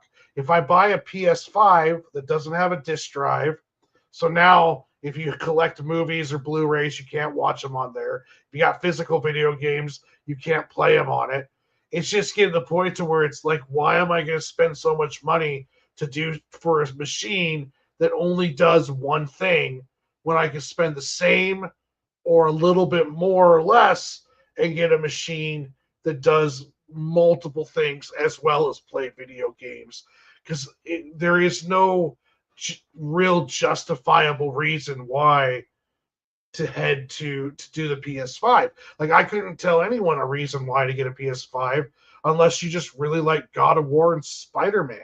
Because I checked it right now. So the PlayStation Plus subscription, $17.99 every month. 3-month subscription, $49.99. 12-month subscription, $159.99. yeah, that's what I did, was the 12-month. I paid the 100 whatever ish. I would just do 17 a month. Just I would love the option of opting out of that shit. Yeah, that's what I should have done myself. But whatever, Pay every 3 months. Okay, to be fair, the 3 months is not that bad. Paying every 3 months, $50, not that bad. But so my final thoughts on this is going to hinder people getting one that wanted to do it. I mean, it just is like the extra $50 does make or break if you maybe wanted to get it or not, and forces you to potentially save up more or longer for it. I'm not saying, okay, stop being broke. Obviously, yeah, stop being broke. But like, just in general, if these are going to be cycled out by 2027, then what's the point of raising the prices on these? Also, let's be honest here. They're going to release PlayStation 6 games on the PS5 because there's something wrong with the PS5, even the base model. Yeah, if So, you save up $700, just buy a PC. yeah, like, tell me to go eat your ass. Holy shit. Yeah. I mean, I have a PS5. I pulled the trigger on it before this. I knew this was going to happen. So I was like, you know what? I'm going to get this. But yeah, I mean, it's just what's going to happen. Game prices are not going to be what we remember them to be. It's going to be a bunch of day one patch, DLC, microtransaction bullshit that's been going on for quite some time. And I think the PlayStation 5 has had some decent games you guys have talked about here, but nothing that really has defined it, right? You know, like no generation defining game. Where it's unless like, you want to count The Last of Us PS5. getting remastered like 50,000 times. Yeah, like I have to get a PS5 because this new game came out and it's amazing. No, there's none of that going on. It's essentially just a little bit better graphics for about $400 more. And also GTA 6 is a topic we had here too. I think GTA 6, I think Rockstar. I think Rockstar is going to just release it on all the consoles, not minus the Switch. It's going to be available on Steam. It's going to be available on Game Pass. Going to be available on PS5. Also, we also forget, I did a video about this a while ago. Square Enix, exclusive to Sony, Final Fantasy, Kingdom Hearts, all that shit. It's like, we're not doing exclusivity with Sony anymore. We're going to be on all the consoles. That should tell you right there, there's a big, huge red flag in gaming in them. And we also know that AAA gaming, to make a game, has cost exponentially year in and year out. So, yeah, PlayStation 5's going up. I had my wife buy mine, and she blows me every single time I play a game. So thank you guys for checking out this video. If you guys are returning viewers or new viewers, then please consider subscribing to the channel if you have not already. Leave a like on this video if you enjoyed it, and comment down below. Also, make sure you guys hit the notification bell. That way you guys can get notified on whenever I upload brand new video or go live. I'm MSK, aka Master Swag King, and we're going to sign out, guys. See you guys later. Goodbye. Peace. Oh, we had great show tonight. I really do mean that. We had an awesome show tonight. We are after the show's over, we'll be 6 episodes away from hitting 300 episodes. Absolutely crazy. You guys will see me play my PlayStation 5 at some point, but we'll see. All right, I have to head out. I got to do outros. Awesome show. We love Gray. Should we do intros first? Wow. What about midtros? I do want to say thank you to every single person that supported me tonight on Twitch. If you guys can, to make us an affiliate, have me on your Twitch, have me on your monitor or TV, watching me on Twitch. That'd be greatly appreciated. If you're watching me on your phone, watch me on Twitch somewhere else. Help me out. There you go. Why did you go so high pitched there on the phone? Oh, you have to do the Hank Hill impression. Whoa. Whoa. Yeah. So if you guys can, the boy ain't right. If you guys can be a homie and help me out on watching on Twitch for us to hit affiliate, that'd be greatly amazing because I can make buttloads of cash off you guys. So why is it always buttloads with you? Why do you guys not understand my humor? But always all jokes, buttloads of cash. Thank you. Like, subscribe. Oh God. So Great Poupe, is there anything you want to let the audience know about before we head out? Yeah, sure. If you just can't get enough of me, come on over to That Darn Kidda's channel. That's YouTube at That Darn Kidda for the thinkers every Thursday night. We happen to be going over the patient who fell in love with her psychiatrist thing, which it seems to be taking I think it's Instagram and TikTok by storm, and it seems like people keep talking about it more and more. But yeah, I'm not sure if it's fake or if it's real. If you want an international opinion about it, come on over. Join us over there. YouTube at That Darn Kidda. But that's about all I got going on. Other than that, future content. What do you have going on, Warren? You're all over the internet recently. All over the internet. Tomorrow, I will try to do a game stream. I'm going to be playing some more of the Ninja Turtle game. And then Friday, I will be on here on the MSK show. And then on Sunday, I'm going to be doing my loser, no talent comic book creating stuff that MSK hates. So I'll take be working that back. on issue 4. This show is the loser, no talent show. Your draw streams are quite amazing, sir. I'll be doing the draw stream this Sunday. It'll be the last Sunday that I do it because the following weekend I will be moving. So It'll be this weekend Sunday. I should be on the Wednesday show next week, but the Friday show, I don't think I'll be able to make that one because I'll be getting my keys Friday, so I should be able to start it's getting fine. ready to do the moves. We can probably take that Friday off. You said that not this week, but the following It's one. the 29th. 29th. We could probably take that week off. It's fine. It's Labor Day weekend, so that's the weekend I'm going to move, and I also have an estate sale to have to work that one too. So I'm going to be trying to do both for that weekend. But yeah, this weekend, Sunday, the super lame comic book artist drawing stream that MSK doesn't like, and then Friday, catch me on here. Hell yeah! Just to let you guys know, if you're watching this on Rumble and you made it this far, I am not streaming on that worthless pile of utter dog shit ever again until they fix the discoverability and algorithm implementations that I want to happen. I literally just want the platform to implement an algorithm that can create people to other content on the platform, and I want the platform to make better decisions so they can attract the average consumer. Once they attract the average consumer and they make a better algorithm so other content can be seen, minus the political bullshit, then it's fine, But I'm not streaming there until, for at least the very minimum, the algorithm stuff is fixed. If the algorithm stuff ever gets fixed, then I'll stream there again. But until then, fuck that shit. I'm completely done. Platform is literally garbage. But yeah, follow me on Twitch, twitch.tv/C9 Master Swag King. You can follow me on X, C9MSK8, and subscribe to me on YouTube, Master Swag King. Comic book channel once a week, Mondays, the Spectacular MSK, 2-3 p.m. PST, around that time frame. Tomorrow, no MSK show, no Club 9 podcast. I'm just streaming at the end of the night because I'll be at work until like 8 o'clock. So I'm gonna be fucking fried tomorrow. Friday, I have a one-on-one with someone, and I also have Lunchbox Warren as the show I do with Lunchbox Warren as well. Though I'm thinking I might just ask him to put it off until next Friday because we're not going to have a show next Friday anyway. That's what I'm thinking about. I might just do that. I'll talk to him tonight, see if he wants to do that. Saturday, me and Labs Comic Fan, and then, Sunday game stream. So, yeah, thank you guys for your support. It really does mean a lot. All the people that I have here, Gray, Warren, and Laps, and Bob Loves Movies, all the guys we have for the show. You guys are awesome. Topics, fun, the whole shebang. And I give you guys clout. That's all that matters, So, yeah, thank you guys for checking out this episode of the MSK Show. And if you're watching only the show,